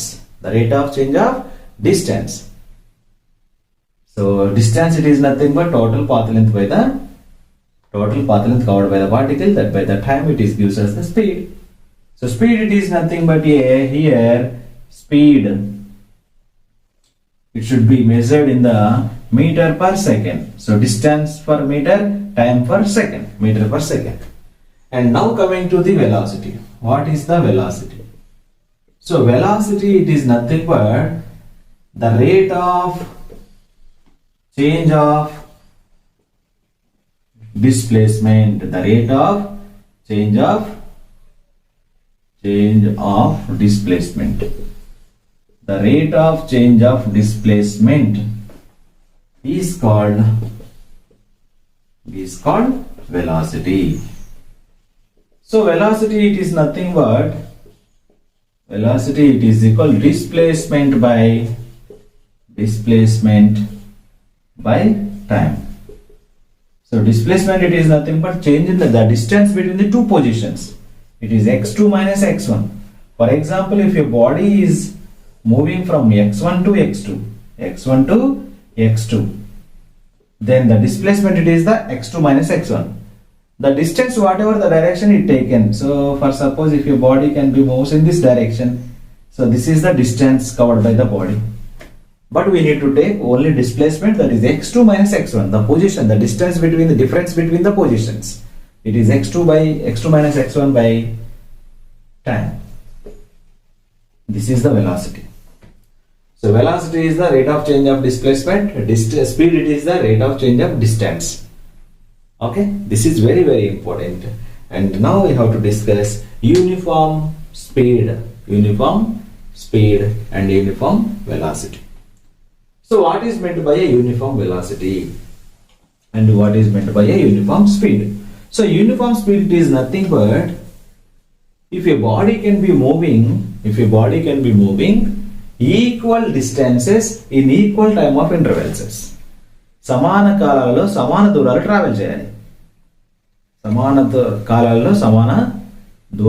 Travel చేయాలి. ఒక vehicle అనేది, ఒక వాహనం గంటకి 60 kilometres travel చేస్తుంది. 60 కిలోమీటర్ పర్ అవర్. గంటకి ఎన్ని కిలోమీటర్లు ట్రావెల్ చేస్తుంది? 60 కిలోమీటర్లు పర్ అవర్. ఒక గంటకి 60 కిలోమీటర్లు అంటే ఒక నిమిషానికి వచ్చేసి 1 కిలోమీటర్ ట్రావెల్ చేస్తుంది. రెండో నిమిషంలో వచ్చేసి ఇంకో కిలోమీటర్లు అంటే 2 కిలోమీటర్లు ట్రావెల్ చేస్తుంది. మూడో నిమిషంలో అది 3 కిలోమీటర్ల దగ్గర ఉంటుంది. సో ప్రతి నిమిషానికి ఎంత ట్రావెల్ చేస్తుంది? 1 కిలోమీటర్ ట్రావెల్ చేస్తుంది. అలా 60 మినిట్స్ కి 60 కిలోమీటర్ ట్రావెల్ చేస్తుంది. అర్థమవుతుందా? సో ఈ విధంగా సమాన కాలాలలో సమాన దూరాలు ట్రావెల్ చేయాలి. సమాన కాలాలలో సమాన దూరాలు ట్రావెల్ చేయాలి.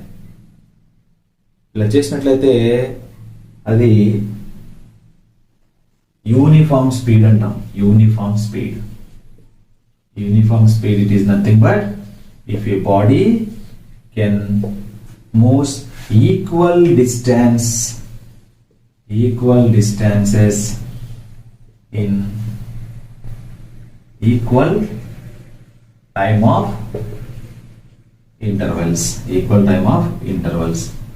సమాన కాలాలలో సమాన దూరాలు ట్రావెల్ చేయాలి. సమాన కాలాల్లో సమాన దూరాలు ట్రావెల్ చేయాలి. ఓకేనా? సో ఈ విధంగా దీన్ని యూనిఫామ్ స్పీడ్ అంటారు. సో టైంకి డిస్టెన్స్కి మనం గ్రాఫ్ గీసినట్లయితే time it is in X axis and speed it is in the distance in Y axis. Distance. So then the graph should be like this. So this is the uniform speed. Okay, the line which is passing through the origin, it is a straight line. Okay, right. Now non-uniform speed. Non-uniform speed. What is a non-uniform speed? So here in case of non-uniform speed, if a body is moving unequal distances in equal time of intervals, సమాన కాలాల్లో అసమాన దూరాలు travel చేయాలి, లేదా unequal time of intervals లో equal length equal distance travel చేయాలి.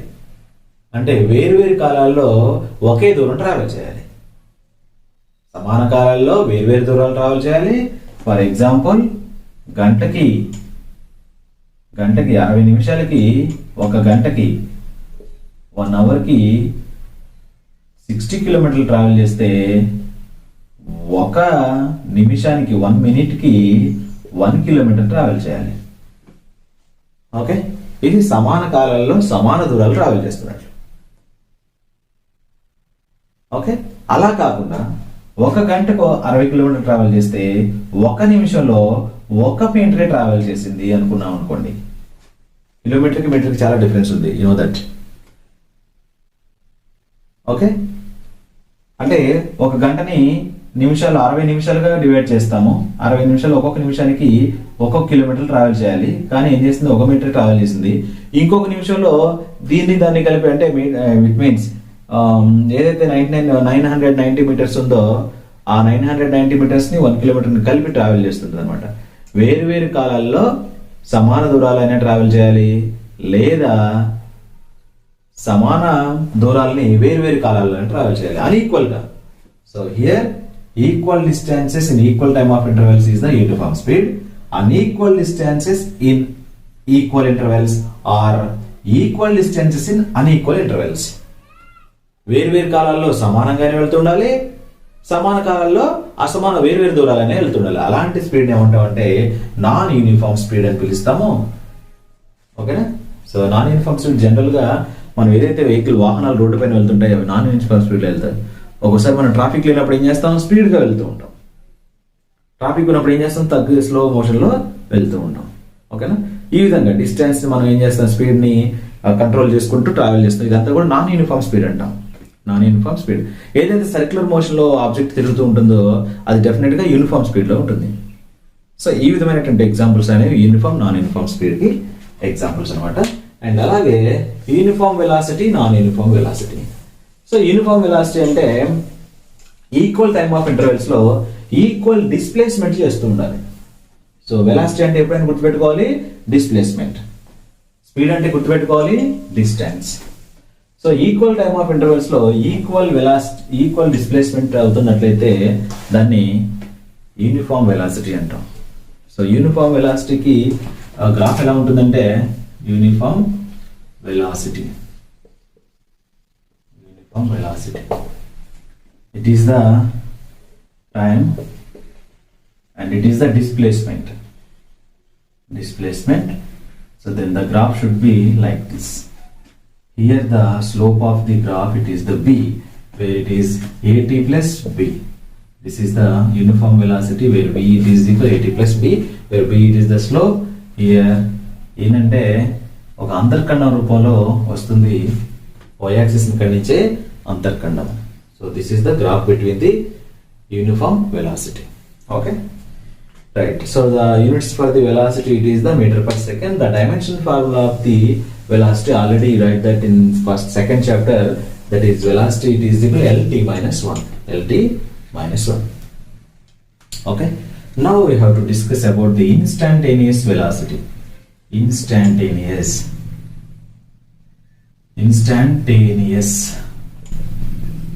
So this is the instantaneous velocity.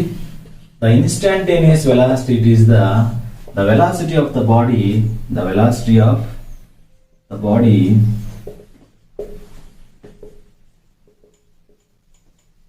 at any instant time, at any instant time.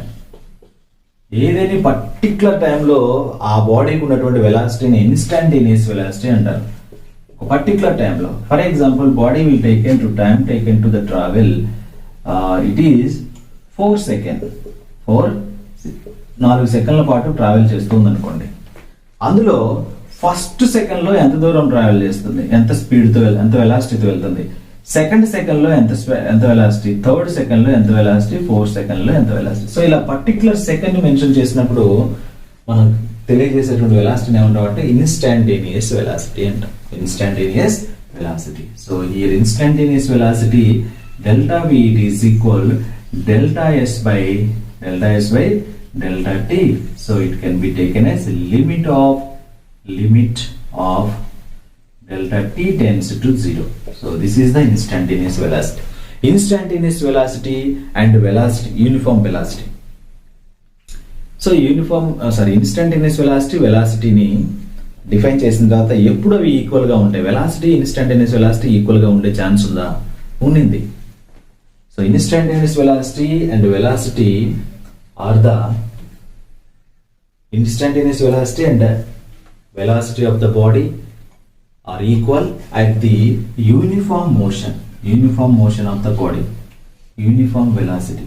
If a body can be moved with the uniform speed or uniform velocity, so then the instantaneous velocity and the average velocity of the bodies are both are equal. Okay, uniform velocity lo vellali. Uniform velocity ante uniform velocity means the uniform velocity, it is meaning that the particle is moving the equal displacements in the equal time of intervals. Then the body should said to be equal uniform velocity. Uniform velocity తో వెళ్ళేటువంటి uniform motion లో ఉన్నటువంటి ఏ body అయినా సరే దాని instantaneous velocity అయినా and as well as దాని average velocity అయినా అండ్ వెలాసిటీ అయినా అన్ని కూడా ఈక్వల్ గా ఉంటాయి. So very very important point. At the uniform velocity, instantaneous velocity and the average velocity both are equal. So what is the average velocity here? Again, the average velocity and average speed. So average velocity and average speed, but first you have to see average speed. Average speed, it is nothing but average speed. Average speed. So average speed, it is the total distance. Speed refers only the distance. Total distance by total time. Total distance by total time. The total distance by total time, it is nothing but average speed. And coming to the average velocity, it is nothing but total displacement by total time. Total displacement by total time gives us the average velocity. Okay, so average velocity is the total displacement by total time. Average speed is the total distance by total time. Now look into the one of the average speed definition. So let us see, if a body can be if a body moves equal distance, if a body can be moves half of the distance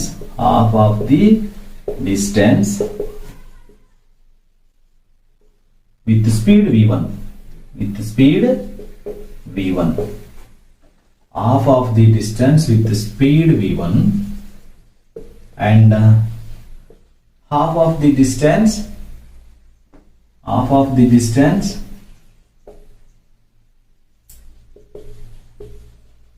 with speed v2, find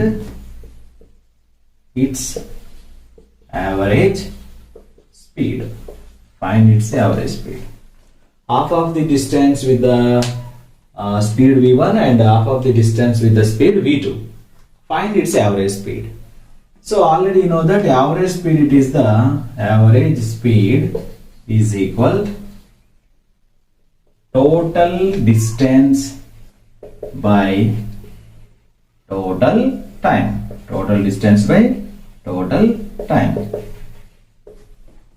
So the total distance, it is equal, how much distance it is? Half of the distance plus half of the distance. The distance, it is equal here, total distance s by t, time taken.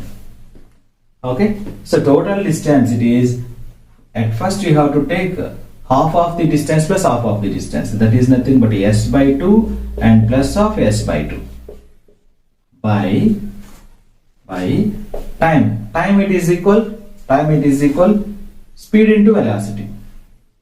Time is equal distance by speed. You know that speed v is equal distance by time.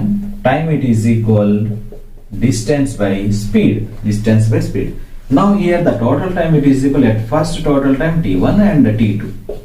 So here it is the total time, nothing but half of the distance for time taken t1 and remaining half of the distance time taken to t2. So you can write that s by 2 and plus s by 2 by t1 is equal s by v1. It is at first half of the distance it is nothing but s by 2 into v1 and plus the second half of the distance by speed, it is v2.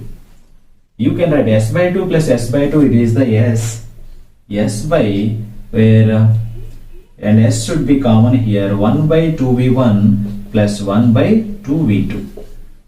Clear? S gets cancelled. So 2v1 v2 is the LCM here. 2v1 v2 is the LCM. 1 by, you can write 2v1 v2, where is v2 plus v1. You have to write that, whereas 2v1 v2 by v1 plus v2. So this is the average speed, where if a body can be moves half the distance with the speed v1 and remaining of the distance with the speed v2. అంటే మనం ఒక 100 కిలోమీటర్లు travel చేయాలనుకుంటున్నాం. 100 kilometre distance travel చేయాలనుకున్నప్పుడు అందులో సగం దూరాన్ని, అంటే 50 కిలోమీటర్ల దూరాన్ని నేను 50 కిలోమీటర్ పర్ అవర్ చొప్పున వెళ్ళాను, అంటే with speed v1. Remaining half of the distance ఏం చేశానంటే 40 కిలోమీటర్ పర్ అవర్ డిస్టెన్స్ చేశాను. రోడ్డు బాగాలేదు, ఇంకేదో బాగాలేదు కాబట్టి డిస్టెన్స్ నేను స్పీడ్ మార్చుకొని వెళ్ళాను. అలాంటప్పుడు యావరేజ్ స్పీడ్ ఏమవుతుందంటే it is 2v1 v2 by v1 plus v2. 2v1 v2 by v1 plus v2. Very, very important. This is the average speed. And one more example you have to see.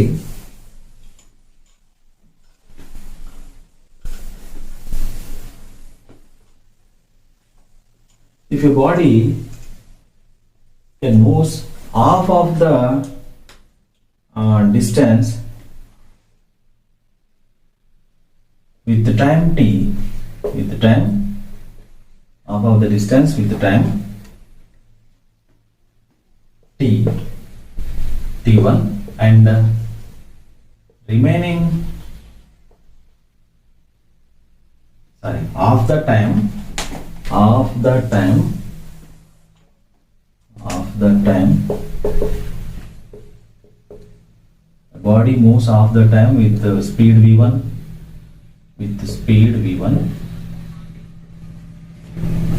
and and remaining of the time with speed v2. What is average speed? What is average speed? The question, the change in the question, it is observed here. First question lo half the distance with the speed v1. ఇప్పుడు question లో half the time with speed v1. Time ni divide చేయడం జరిగింది. The solution it is here. So already you know that average speed it is equal distance, total distance by total time, total distance by total time. So total distance is equal velocity into distance is equal speed into time. How much speed here? v1 speed. How much time here? t time, and plus speed into time. Sorry, total distance is equal speed into, you can write that total distance by total time. The total time it is nothing but half the time plus half the time of the time, that is the total time. The total distance is equal, total distance it is nothing but, what is that here? Distance is equal, where speed it is equal distance by time, where distance is equal speed into time. The first time it is the v1 speed into time and plus v2 speed into time. So this is the total time. You can simplify the t will be common here, v1 plus v2, and by t will be common here, t by 2 plus t by 2. 1 by 2 plus 1 by 2, it is 2 by 2, it is 1. So when t gets cancelled, so here what is that? T will be common, 1 by 2 plus 1 by 2. You can write 1 v1 plus v2, right? Here half the time t by 2, half the time t by 2, it is into 2. So there is v1 plus v2 by 2. The time it is the t by 2, time it is the t by 2. T by 2 will be common here t by 2 will be common, 2t will be there, then t gets cancelled. Here 1 by 2 plus 1 by 2, it is the 1, and v1 plus v2 by 2. So this is the average speed. Both cases are slightly different. Half of the distance with the speed v1, half the time with the distance with the speed v1. ఓకేనా? సగం దూరాన్ని v1 స్పీడ్తో అంటున్నాడు, సగం కాలంలో v1 స్పీడ్తో వెళ్ళింది అంటున్నాడు. రెండు డిఫరెన్సెస్ మీరు అబ్జర్వ్ చేయండి. సో ఫస్ట్ కేసులోనేమో 2v1 v2 by v1 plus v2, second కేసులోకి వచ్చేసరికి ఏమో v1 plus v2 by 2. ఇక ఇంకొక కేసు ఏంటంటే పర్టికులర్గా టైం మెన్షన్ చేస్తాడు. పర్టికులర్గా టైం మెన్షన్ చేయడం అంటే if A body moves with of the time in the time t1 with the speed v1. t1 టైంలో v1 స్పీడ్తో వెళ్ళింది, t2 టైంలో v2 స్పీడ్తో వెళ్ళింది. So what is the average speed అంటాడు. సో అప్పుడేమవుతుందంటే average speed, so average speed it is equal v1 t1 plus v2 t2 by time taken, it is t1 plus t2. Okay, so this is the average speed in specific time taken here. Okay, so these are the types of the average speed and similarly average velocity. Okay, right. Now the motion of the object we have to studying, we need to find some of the laws of equation of motion. So what are the laws of equation of motion here? Laws of equation of motion. There are laws of equation of motion. The first equation it is the v is equal u plus at. The second one it is the s it is equal ut plus half at square.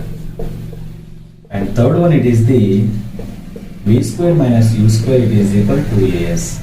And the fourth one it is the Sn is equal u plus a into n minus 1 by 2.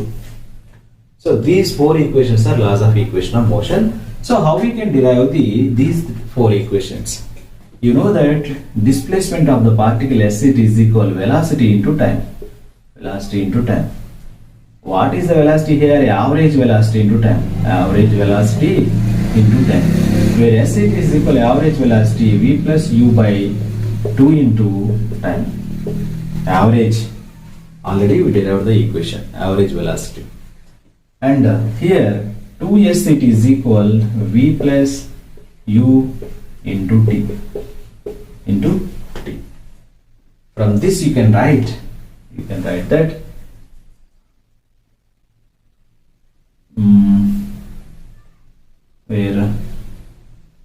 you can write that where u it is the v is the u plus at, just you have to write.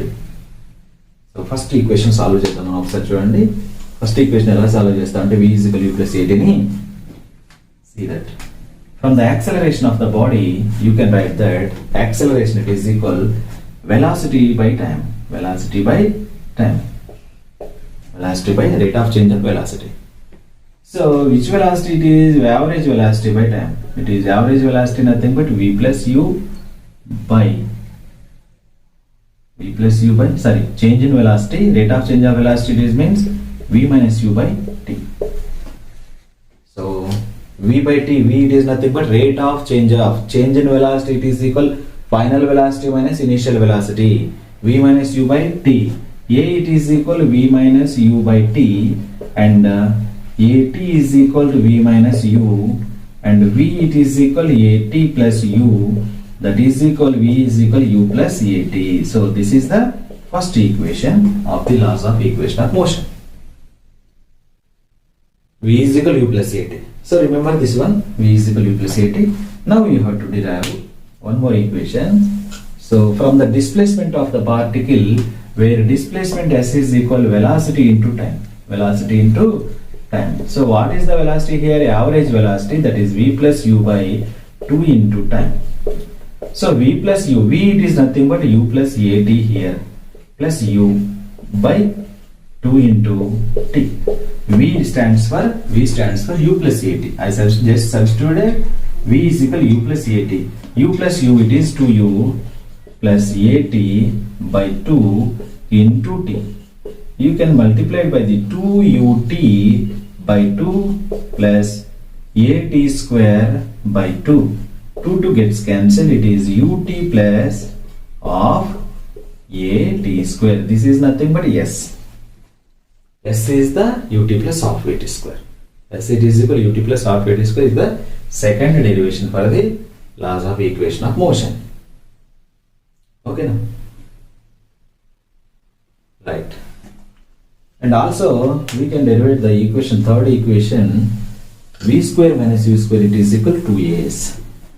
So from the displacement we have to derive one more equation, that is v square minus u square is equal to as. For this, the displacement already you know that it is average velocity into the time. V plus u by average velocity it is equal v plus u by 2 into time. So 2s it is equal v plus u into time. T should be here. It is 2s by t is equal v plus u. So this is the equation 1 here. And similarly you can write that acceleration of the body a it is equal change in velocity, that is v minus u by time. Rate of change of velocity. Where at is equal, you can write that v minus u. So this is the equation 2. From equation 1 and 2 you have to multiply v plus u into v minus u. V plus u into v minus u. You can write that 1 into 2. You just do 1 into 2. LHS into LHS, RHS into RHS. This is RHS, v plus u into v minus u is equal 2s by t into at. Where t gets cancelled, v plus u into v minus u, it is a plus b into a minus b, that is v square minus b square. Sorry, v plus u into v minus b, that is v square minus u, where it is 2as. A plus b into a minus b is equal a square minus b square, like this.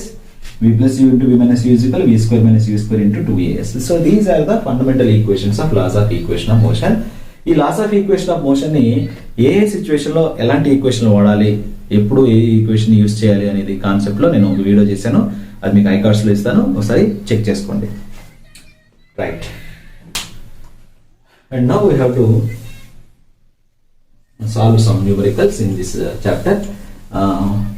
For getting the straight line motion, we have to derive some equations also, that is time of ascent and time of descent, maximum height and range of the particles. Only the range, it is the projectile motion, that is in 4th chapter, but in this chapter we have to use the vertical motion. The vertical projection of the body here, if a body can be moved in the vertical direction, then you have to write that if a body from the ground point, you have to project your body here. The mass of the body should be here, the object is moving in upward direction, the acceleration should be here, negative sign, and the final velocity of the body, it is equal 0. You have to project a body with initial velocity u. If you can throw vertically a body with the initial velocity u, then it can reaches the distance of height h, the vertical distance traveled by the body, that is height h, from the initial point, ground point. The initial velocity of the body, it is u, and the final velocity of the body, v, is equal 0. So here, how we can derive the maximum height? The maximum height of the body should be here, maximum height.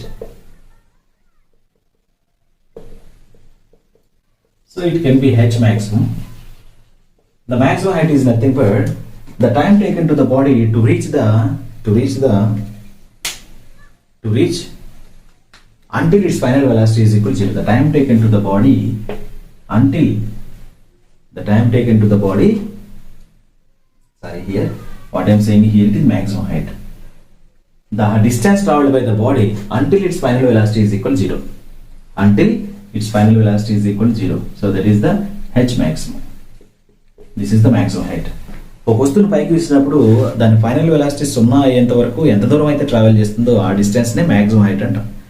After final velocity is equal 0, it can be fall down, it will be fall down. So ఏదైతే వెలాసిటీతో విసురుతామో కొంత ఎత్తుకు వెళ్ళిన తర్వాత శూన్యం అయిపోతుంది వేగము. ఆ శూన్యం అయ్యేంత వరకు ఎంత దూరం అయితే ట్రావెల్ చేస్తుందో దాన్ని గరిష్ట ఎత్తు అని పిలుస్తాం. సో హియర్ ఇక్కడ దీని గరిష్ట ఎత్తు చూసినట్లయితే మనం ఇనిషియల్ వెలాసిటీ తెలుసు, ఫైనల్ వెలాసిటీ తెలుసు, అండ్ యాక్సలరేషన్ తెలుసు, అండ్ డిస్ప్లేస్మెంట్ కూడా తెలుసు. So whereas u it is equal to u, v is equal to 0, a it is equal minus g, and s it is equal to h. ఈ 4 terms ఉన్నటువంటి equation ఏంటంటే laws of equation of motion లో v square minus u square is equal to 2as. Okay, just simply v is equal to 0 square minus u, it is nothing but u square, it is equal to 2 into a is nothing but minus g, because of it will be moves upward direction. In upward direction, the acceleration due to gravity is negative sign, and s it is equal to h. You need to find the h. It is equal minus u square, it is equal minus 2gh, where minus gets cancelled. H it is equal u square by 2g. H is equal u square by 2g. So this is the maximum height of the body. The maximum height, it is the u square by 2g. Okay, this is the formula to find the maximum height. And coming to the time of ascent, what is the time of ascent? The time taken to the body to reach the maximum height. Maximum height ని చేరడానికి ఎంత time అయితే పడుతుందో దాన్ని time of assigned అంటారు. దాన్ని TA తో denote చేస్తారు. Time of ascent, time of ascent, TA. So time of ascent, it is nothing but the time taken to the body to reach the maximum height. From the v is equal u plus at, from v is equal u plus at, where v is equal 0 here, the final velocity of the body at maximum height is equal 0, and u it is the initial velocity u, already know that. From a it is equal minus g, the vertical body, and t is equal time of ascent, TA, where you can write that 0 it is equal u minus gTA, and gTA is equal to u, TA is equal to u by g, TA is equal u by g. So this is the time of ascent of the body, time of ascent of the body. ఆరోహణ కాలము, ఒక వస్తువు గరిష్ట ఎత్తుని చేరడం కోసం ఎంత time అయితే పడుతుందో దాన్ని ఆరోహణ కాలం అంటాం. The time taken to the body to reach its maximum height, that is the time of ascent. Time of descent. What is the time of descent? The time of descent, it is the time taken to the body to reach the ground point from its maximum height. Maximum height నుంచి ground కి చేరడానికి పట్టే కాలం. So భూమి నుంచి maximum height కి ఎంతైతే టైంలో వెళ్తుందో అదే టైంలో భూమి నుంచి కింద పడుతుంది. So time of ascent is equal time of descent. దీన్ని టైమ్ ఆఫ్ డిసెంట్ అని పిలుస్తాం. Time of descent, that is nothing but TD. So TD it is also u by g. So time of ascent and time of descent always equal.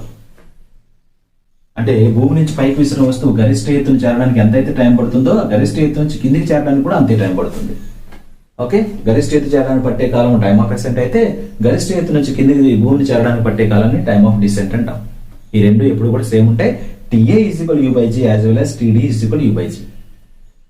Now let us discuss about the time of flight or total time. Total time. The total time, it is nothing but total time. It is nothing but capital T. The total time taken to the body to reach the ground point. The total time taken to the body to reach the ground point from its. The total time, it reaches the maximum height, it reaches the ground point. So this is the total time. It means total time, it is equal to TA plus TD. TA plus TD. Where TA, it is equal to u by g and plus u by g. It is nothing but g will be common, u plus u, that is 2u by g. 2u by g. So this is the total time or time of flight. Total time or time of flight. Okay. So these are the factors you have to know in this chapter. These are very, very important. Let us start our next topic. In our next topic, I will be explaining with some numericals. So this is a very, very important chapter. Okay. Right. Next chapter, that is motion in a plane. The chapter name it is. This is the fourth chapter. Motion in a plane.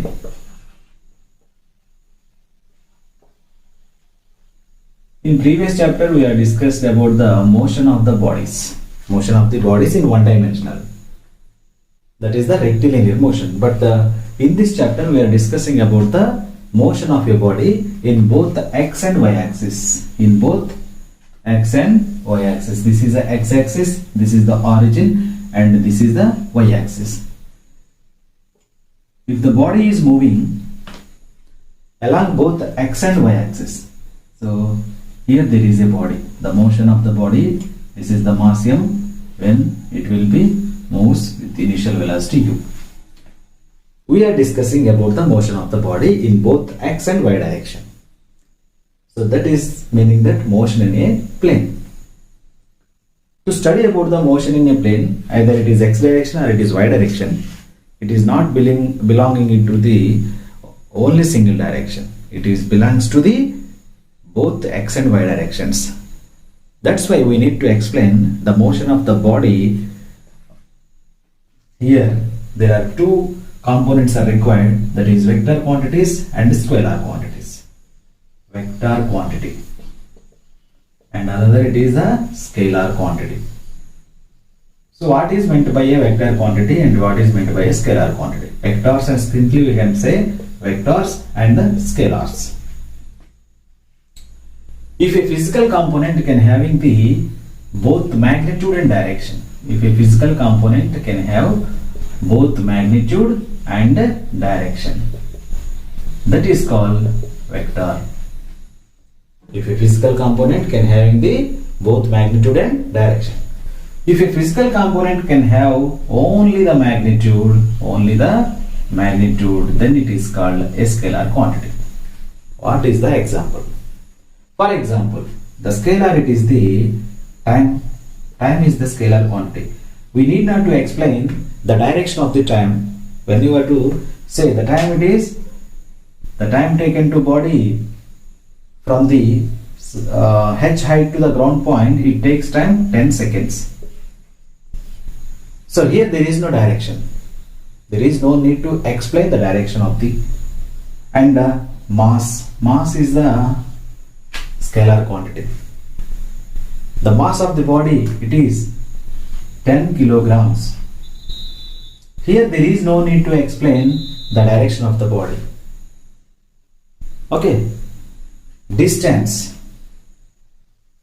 is the scalar quantity. Here there is no direction, there is no need to direction. Okay, but coming to the vector quantity, vector can having both magnitude and direction. The example of the vector, it is the velocity. Velocity is the vector quantity, and acceleration is the vector quantity, and force, it is the vector quantity.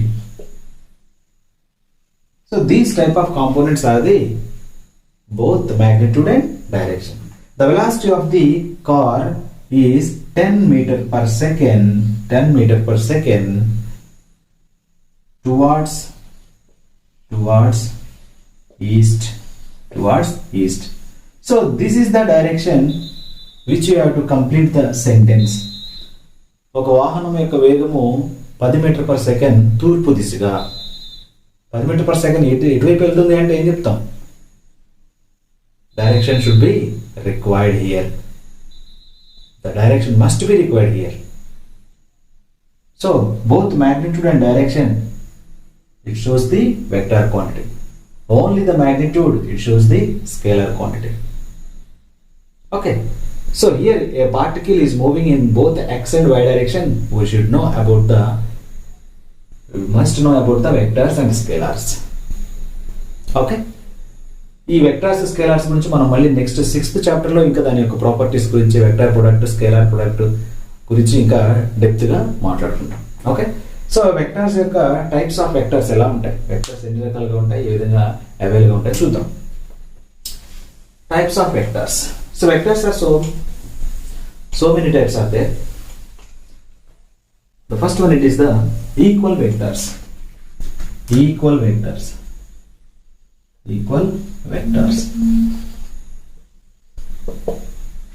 So equal vector, it is meaning that the direction of the vector, it is same.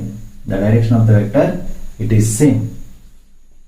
The direction of the vector, it is in the same direction.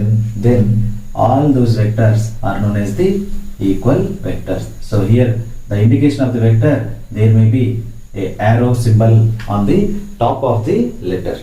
That is the vector quantity. And unequal vectors. In the unequal vecters, the direction of the vectors and the size of the vectors, the magnitude of the vectors is different. The magnitude of the vectors is different. For example, the magnitude of the A vector, it is here, this is the magnitude. The straight line shows the magnitude and arrow mark shows the direction. The straight line shows the magnitude, the arrow mark shows the direction. Here these two are the different vectors. So then unequal vectors. And opposite vectors. What is the opposite vector or negative vector? Opposite means it is negative vector. So negative vector, it is in the meaning that the direction of the vector, the magnitude is same, but the direction is different. This is the vector A and this is the vector minus A. The magnitude is same, but the direction is different. Okay, so this is the opposite vector or negative vector. And now the vector which is unit vector. What is the unit vector?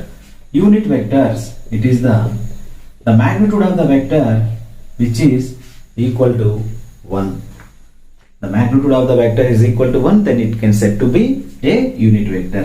Magnitude, it is meaning that if vector A, A is a vector quantity, then the magnitude of the A, it is equal to magnitude of A,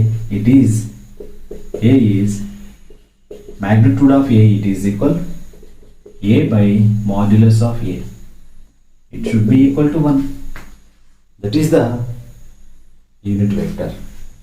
And one more vector, it is there, null vector. Here the magnitude of the vector is equal to the 0. If A is the vector quantity, then the magnitude of the vector A, it should be equal to 0, then it can said to be null vector, or it is simply you can write that 0 vector also. Null vector or 0 vector. Now the major vector, which is position vector. How we can define the position vector? So position vector, it is the, if a vector quantity along with the x and y directions, this is the origin. If a vector it is located in the plane, it is a particle P at the position of P, the line joining from the origin to the point P shows the position vector, where OP is equal, the vector which is the size, it is smaller, let it be, it is equal, OP is equal to R is the position vector. It can shows xi plus yj, xi plus yj along with x direction and y direction.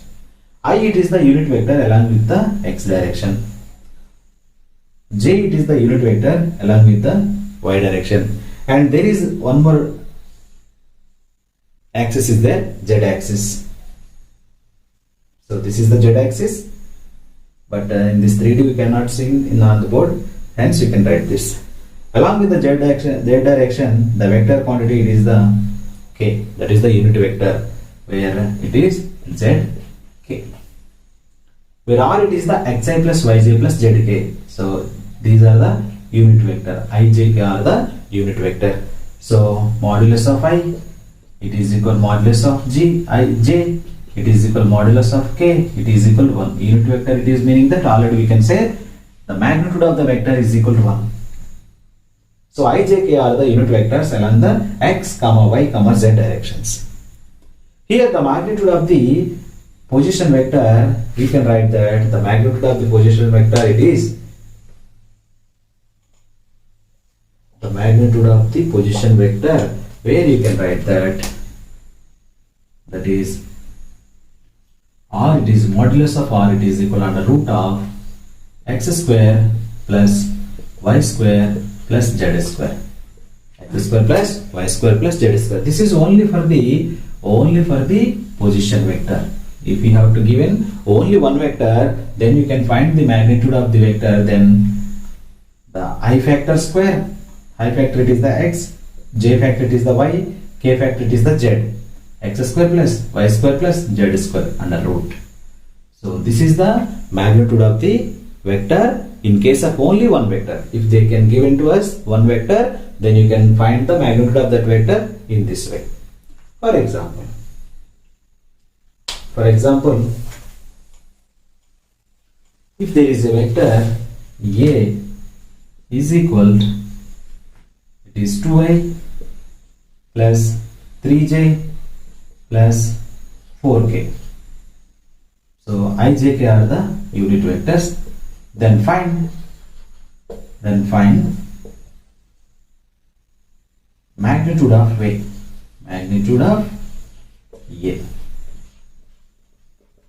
So how we can find like this? This is the R under root of x square plus y square plus z square. X is the I factor, y is the j factor, z is the k factor. Similarly, modulus of A is equal under root of, what is that x square? It is meaning that 2 square. So this is x and this is y and this is k. X, y, z. X, y, z. X square meaning that 2 square plus y square meaning that 3 square plus z square meaning that 4 square. It is equal under root of 4 plus 9 plus 16. This is equal under root of 29. So this is the magnitude of the vector. If they can given to us two vectors, then how we can find the magnitude of the resultant vector? So that is the one more process is there. Let us see how we can find if they can be given to us two vectors. So this is for the method only. We have to write when they are asking in one vector. Okay, vector ఇచ్చినప్పుడు ఆ vector యొక్క magnitude find చేయడానికి formula x square plus y square plus z square.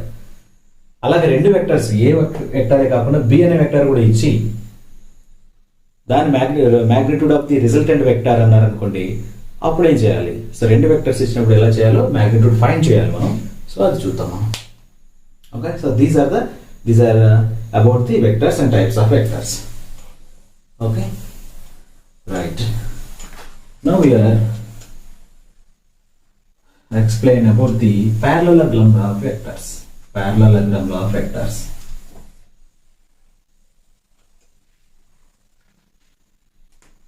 Parallelogram law of vectors.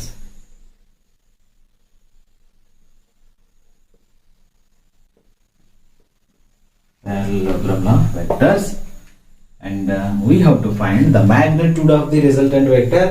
First one, it is the magnitude of the resultant vector, magnitude,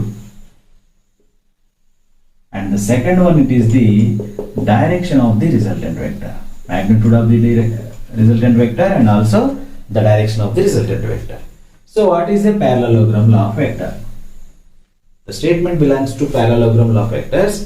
If two vectors a comma b, if two vectors a comma b, two vectors, I just write briefly, a comma b are the two vectors, two adjacent sides, a comma b are two adjacent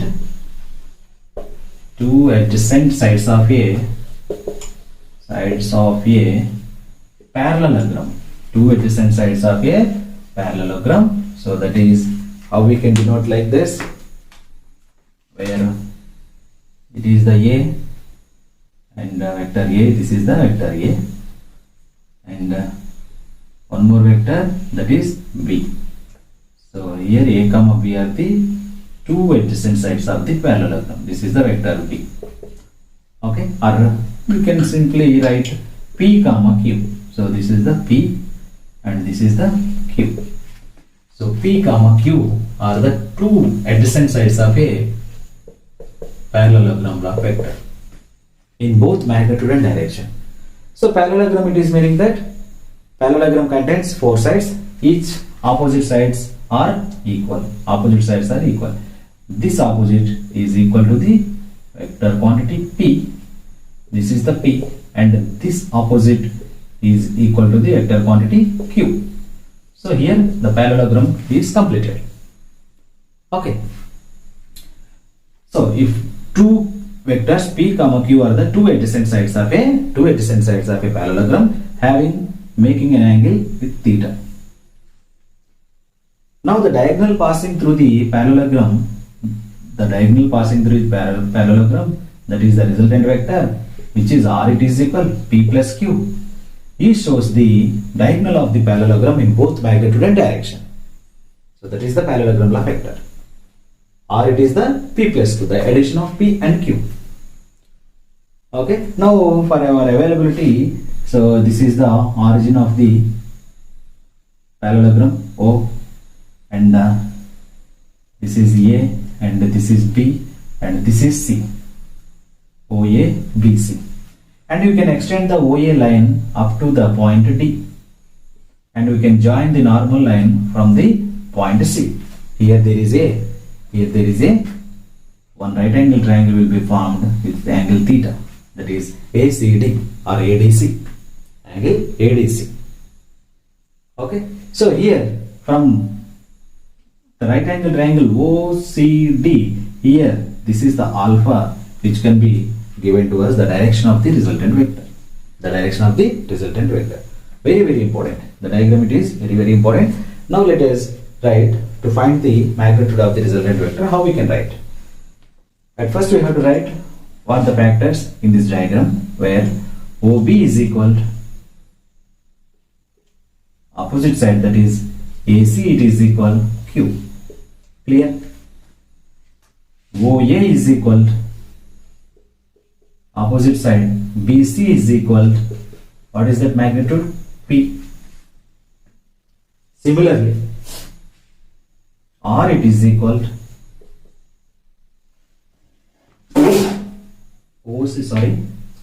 OC, it is equal P plus Q. R is equal OC, it is equal P plus Q. and one more is there, that is theta, angle between OCD, it is alpha, and ADC, it is the theta. Okay, right. These are the factors we need to write it here. By this using of these factors, we can find the magnitude of the resultant vector. How we can find the magnitude? So magnitude, what is the magnitude here? It is the magnitude of resultant vector. We can find the modulus of R. Resultant. So that is modulus of R. We can find the modulus of R. So let us take an triangle ODC, triangle OCD. From triangle OCD, from the Pythagoras theorem, we can write that side square plus side square, it is equal. So diagonal square, that is the, what is that? OC square, it is equal, OC square is equal OD square plus CD square. So this is the OC, it is the kernel, and OD is the side, CD is the side. OD square plus CD square. So OC, from OC, already you know that OC it is equal R. OC it is equal, what is that? R. This is R square.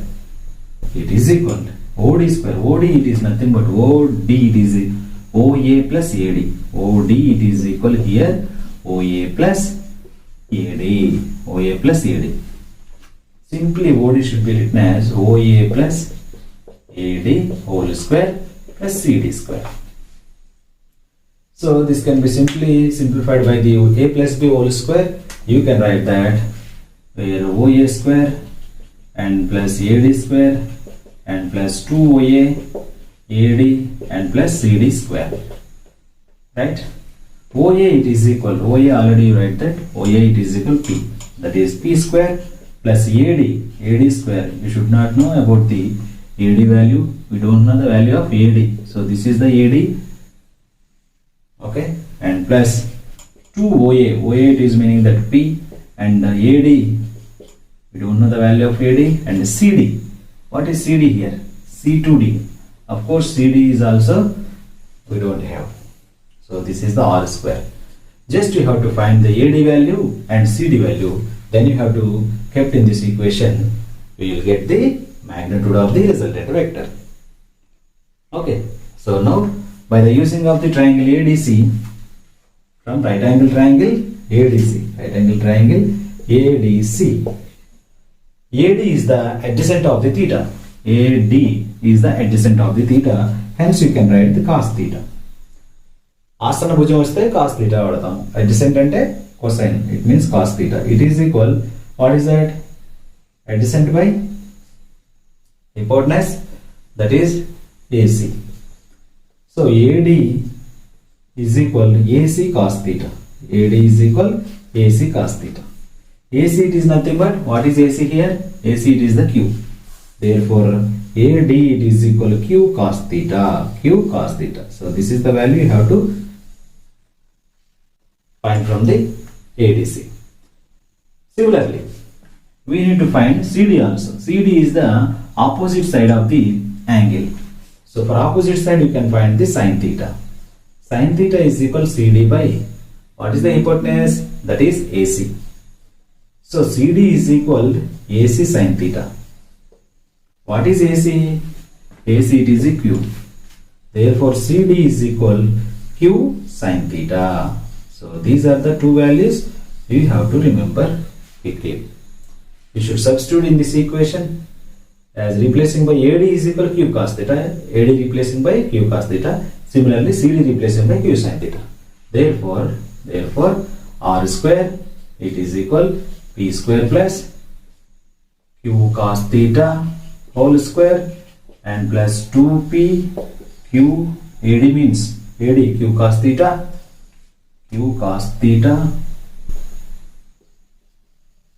plus CD means Q sin theta whole square. Q sin theta whole square. Now you can simplify P square plus Q square cos square theta and plus 2PQ cos theta and plus Q square sin square theta. Okay. q sin theta whole square, it is q square sin square theta. Q cos theta whole square, it is q square cos square theta. Right. Here there is a q square and there is a q square. Q square will be common. Then sin square theta plus cos square theta. The value of sin square theta plus cos square theta is equal to 1. Therefore, you can write that r square it is equal p square plus q square. Q square common తీసాము, sin square theta plus cos square theta వస్తుంది. It is equal to 1 కాబట్టి దాన్ని వదిలేద్దాం. Plus 2pq cos theta. 2pq cos theta. So this is the capital R square, where the magnitude only just it is the modulus of R. So this square will be comes this side, then you can get the square root of under root of p square plus q square plus 2pq cos theta. Right. So this is the magnitude of the resultant vector. Very, very important. The magnitude of the resultant vector, when we have asking two vectors, then you will get the magnitude of the resultant vector, whereas r it is equal under root of p square plus q square plus 2pq cos theta. Okay. Right, all of you note it. Very simple. You just draw the diagram and you have to make the two triangles, that is triangle OCD and triangle ADC. You can find these two. You will get capital R it is equal under root of p square plus q square plus 2pq cos theta. Now we have to find the direction of the resultant vector. Already I can say the direction which can shows the alpha value. Alpha it is the direction of the resultant vector in the parallelogram, where triangle OCD, from the triangle OCD you can find the alpha, whereas tan alpha. Okay, alpha opposite by alpha adjacent. Right. So now we have to write the direction.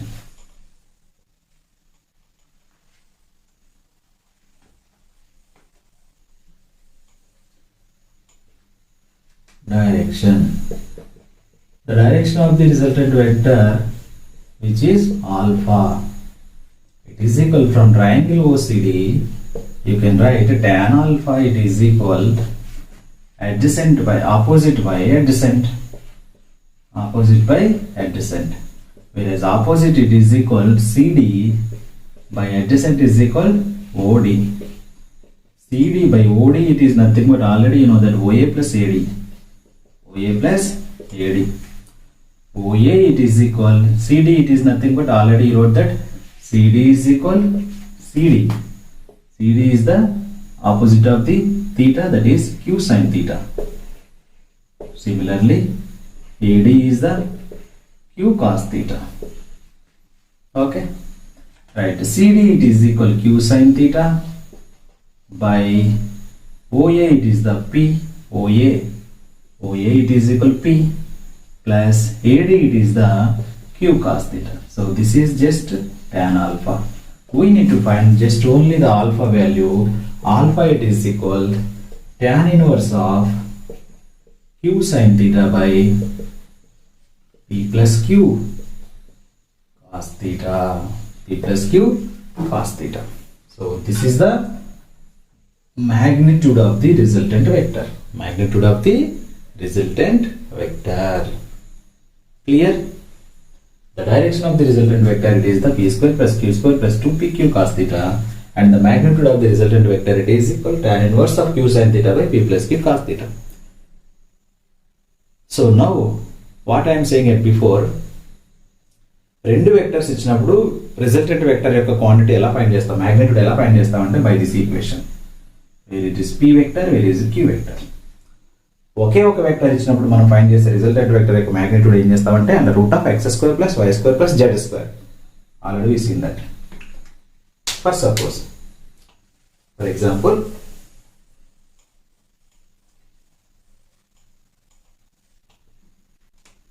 p is the 3 units, q is equal 5 units,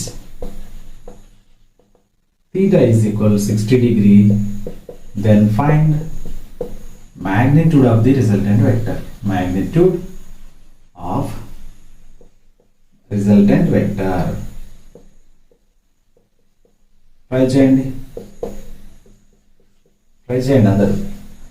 So the magnitude of the resultant vector, it is equal to under root of e square plus q square plus 2pq cos theta, where theta is equal to 60 degrees and p it is the 3 units, q is the 5 units. Just substitute the replacing of p it is equal to 3 square and q square it is the 5 square and plus 2 into p it is the, what is the p here? 3 into, what is the q here? 5 into cos 60. Just you can write where 3 square 9 plus 5 square 25 plus 2 3s are 6, 6 5s are 30 into cos 60 is the 1 by 2. Cos 60 is the 1 by 2. Just 1 by 2 and 30, 15 times will be cancelled out. It is under root of 25 plus 50. 40 plus 9, 49. Under root of 49, it gives the 7 units. 7 units. The magnitude of the resultant vector, it is equal 7 units. So this is the method you have to find the resultant vector if they can be given to us two vector quantities. If they are given to us two vector quantities, then we have to find the magnitude of the resultant vector as like this. Okay, right. Next we have to find the relative velocity of the object. Relative velocity, it is the velocity of the two objects with the respect one to each. With respect one body to another. The relative velocity, it is nothing but the velocity of two bodies with respect to one body to another body. Okay. If A comma B are the two bodies, A comma B, relative velocity, like that, relative velocity. If A comma B are the two objects, object A is moving towards in this direction and object B moving towards this direction. So the relative velocity with respect to the B, the relative velocity of A with respect to B, the relative velocity of B, A with respect to B. So then we can write that VAB, it is equal to VA minus VB. The relative velocity of A with respect to B. The relative velocity of B with respect to A, VB minus VA. So what I am saying here, the relative velocity of A with respect to B, B it is the body, particle B, A it is the one more body. Here the relative velocity of B with respect to A. If the both bodies are moving opposite direction, this is the body A and this is body B. If both the two objects are moving in opposite direction, then the relative velocity of two bodies, that is VAB, it is equal VA plus VB. What is that here? VA minus VB. Because of VB is the negative sign of the A. Hence, minus into minus plus, we can write that VA plus VB. Similarly, VBA is also VB minus of minus VA. Hence, we can write that VB plus VA. So if two bodies or two objects are in opposite direction, then the relative velocity should be VA plus VB. If two objects are in the same direction, then the relative velocity it is VA minus VB with respect one to each. That is the relative velocity. Okay. Now let us see some numericals for board examinations in a vectors. So here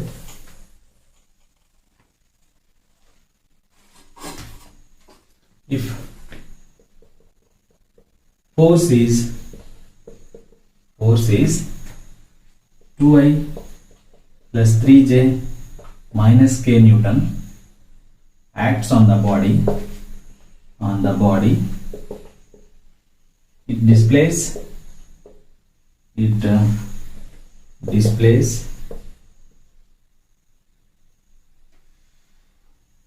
3I minus 2J plus K meter. Then find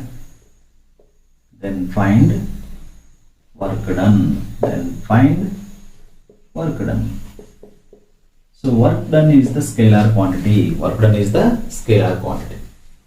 So just you have to write how we can find this solution.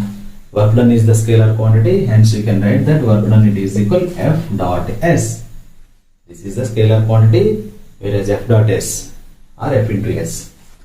So here F it is the, what is F here? 2y plus 3j and minus k into displacement 3i minus 2j plus k. Now we have to multiply by the both I factors and I factors, j factors to j factor and k factor to k factor. So I factor it is the 2 and I factor it is the 3. 2 into 3, 2 3s are 6 and I dot I is equal to 1. You should write I dot I is equal j dot, j is equal k dot, k it is equal 1 for any dot product of the vectors. For any dot product of the vectors, you should remember I dot I is equal k dot k is equal j dot j is equal to 1. Hence 2 3s are 6. I dot I is equal to 1. 6 into 1, 6. And plus here plus and it is minus. Plus into minus minus. 3 into 2 it is 6. J dot j of course it is 1. Plus into minus minus 1 into 1. Here there is no factor before the k vector. Then you should guess that here there is a 1. 1 into 1, 1. That is the minus 1. You should write the vector it is the minus 1. The work done it is the minus 1, where you cannot define the work done it is. Of course ikkada manam plus icheste, here plus it should be, that is the work done it is the 1 joule. Work done it is 1 joule. So this is the method you have to find the work done. Okay, right. Now we have to find the vector product of the two vectors. So vector product of the two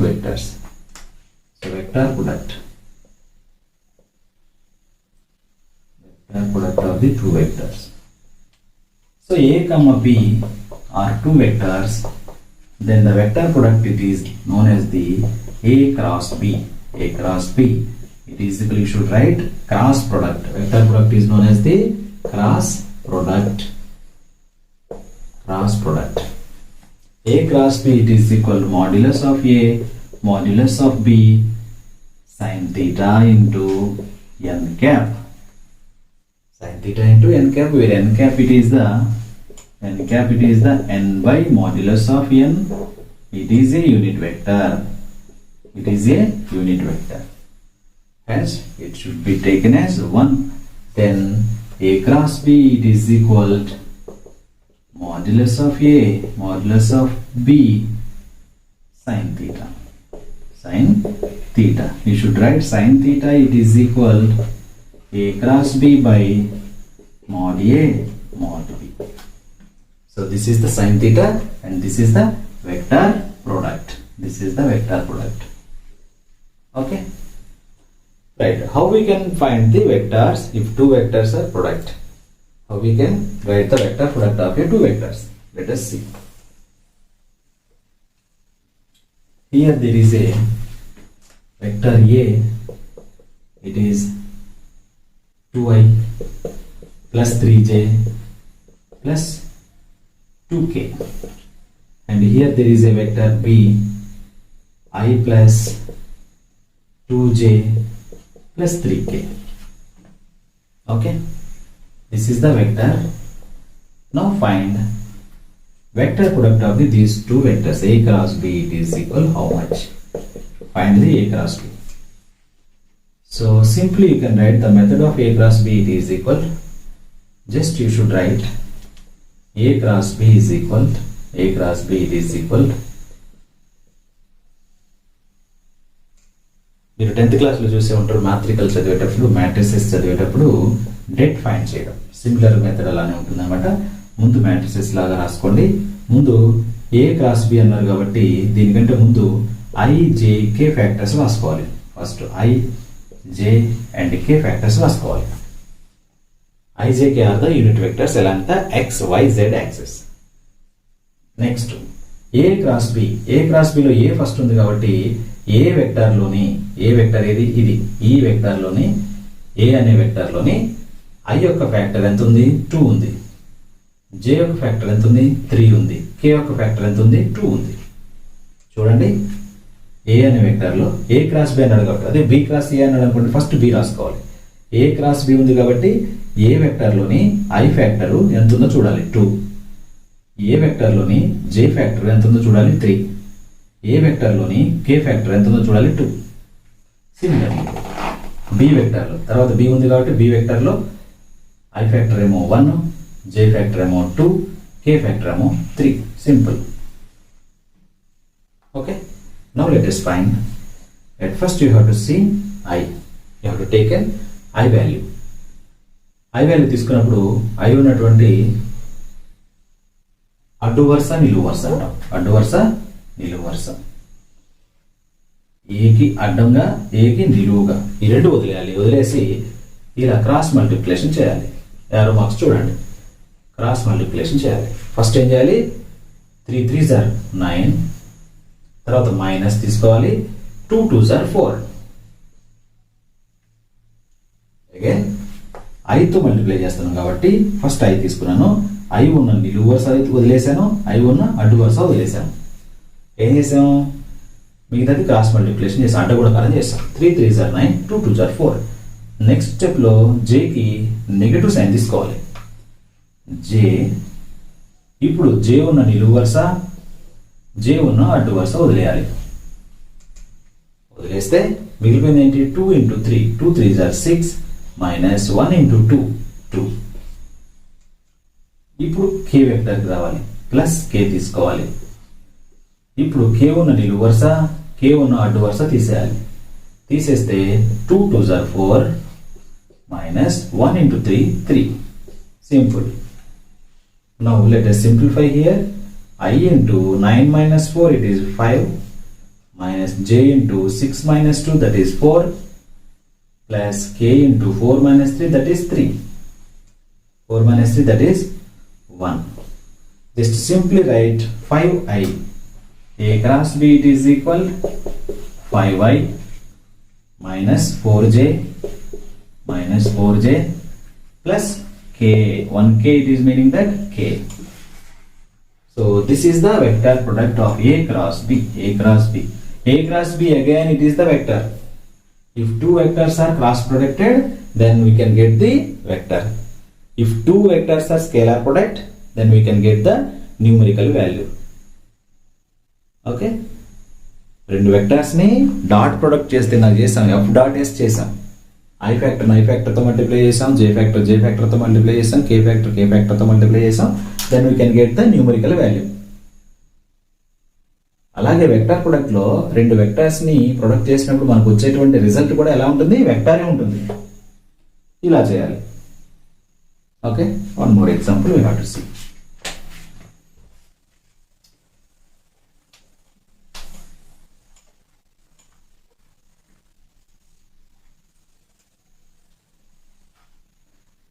force is force 2I plus J plus 3K Newton acts on the body which displays R is equal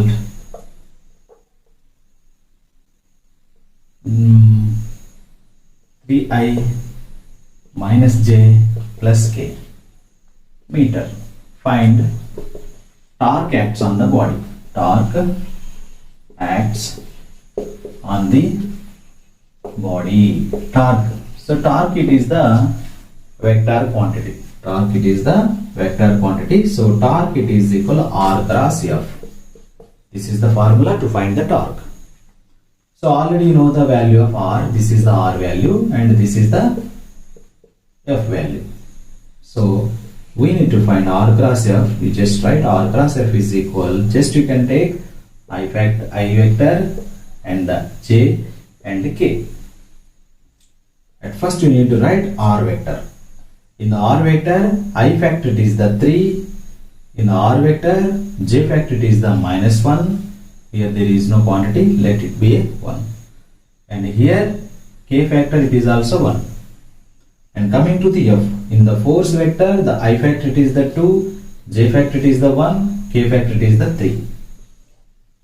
Now simply you can write it is equal. At first you need to write I value. So I ఉన్న నిలువు వరుస అడ్డు వరుస వదిలేయండి. వదిలేస్తే -1 into 3 -3 minus 1 into 1 1. Next minus తీసుకోవాలి, minus జే తీసుకోవాలి. జే ఉన్న నిలువు వరుస, జే ఉన్న అడ్డు వరుస తీసేయండి. 3 3s are 9 minus 2 1s are 2 plus K value తీసుకోండి. కే ఉన్న నిలువు వరుస, కే ఉన్న అడ్డు వరుస తీసేయండి. 3 1s are 3 minus 2 into -1 -2 minus and minus plus 2. Simple.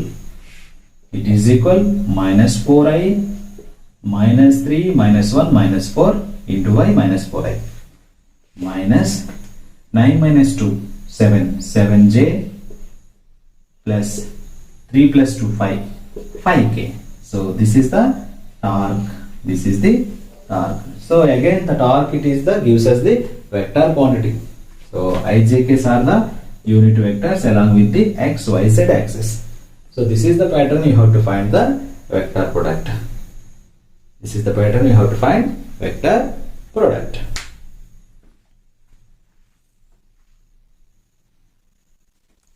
Now simply I want to say the dot product which is A dot B.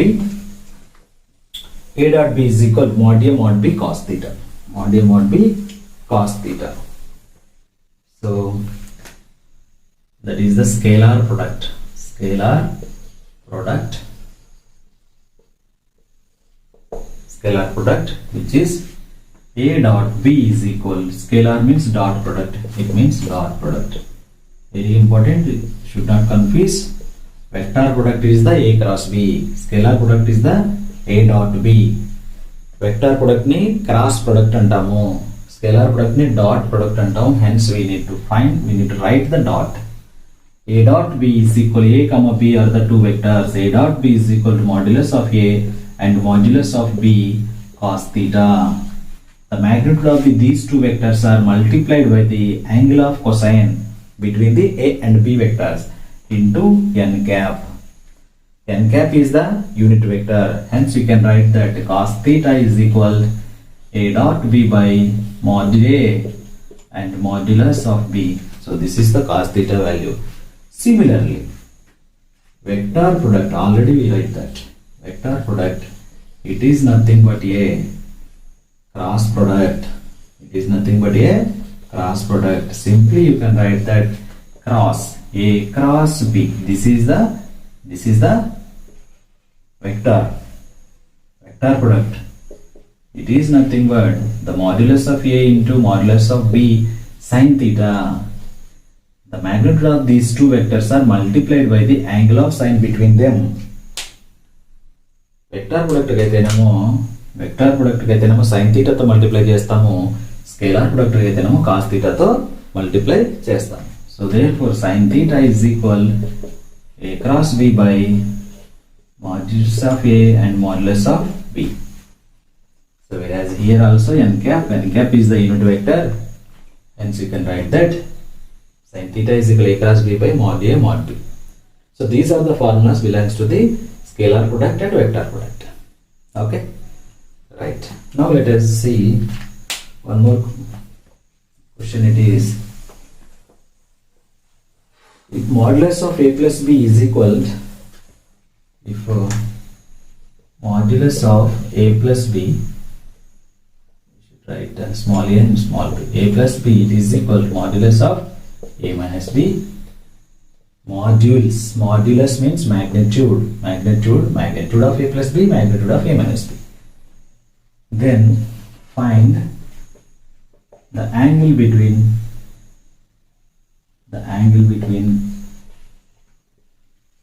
a and b is 90. Find the angle between a and b is 90 degrees. How we can find? So here a comma b are the two vectors. If a comma b are the two vectors, then how we can find the magnitude of the vector? In previous we seen that r it is nothing but p plus q in the parallelogram law vector. R it is equal modulus of p. Magnitude of r it is equal magnitude of the p plus q, it is equal under root of p square plus q square plus 2pq cos theta. This is the formula to find the magnitude of the resultant vector where two vectors are given to us. Similarly, here there is the a plus b, modulus of a plus b, it is equal, how we can write that? Under root of a square plus b square plus 2ab cos theta. Is it right? Right. Similarly, you can write that the modulus of a minus b, it is equal to under root of a square plus b square minus 2ab cos theta. Is it right that? Yes, it is right. Okay. Now from the given data, both are equal. This is the equation 1, this is equation 2. Therefore, hence we can equate that a square plus b square plus 2ab cos theta, it is equal under root a square plus b square minus 2ab cos theta. You square and square should be gets cancelled. The remaining it is a square plus b square plus 2ab cos theta. A square plus b square minus 2ab cos theta is equal to ఇరువైపులా a square same ఉంటే cancel చేసేస్తాం. b square cancel అయిపోతాయి. ఇటువైపు వస్తే minus అవుతాయి కాబట్టి cancel అయిపోతాయి. ఈ మైనస్ 2ab cos theta తీసుకొద్దాం. 2ab cos theta and plus 2ab cos theta is equal to 0. ఇటువైపు ఏమీ లేదు కాబట్టి 0.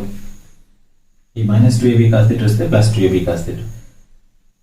So 2ab cos theta plus 2ab cos theta, 2 2s are 4, 4ab cos theta, 4ab cos theta.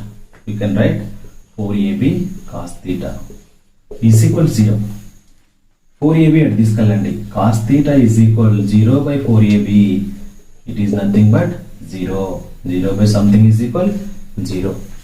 Where cos theta is equal 0. So hence 0 should be written in terms of cos theta. 0 ni cos theta lo ela rastamo? Where cos theta is equal cos 90. 0 ni ela rasamo? Cos 90 అని రాస్తాం. So on both sides of is equal, then theta is equal 90 degrees. We should show the angle between a and b is the 90 degrees. Okay, hence it is, we can derive it. A and b, it is 90 degrees. Okay, so this is the angle between two vectors, it is the 90 degrees.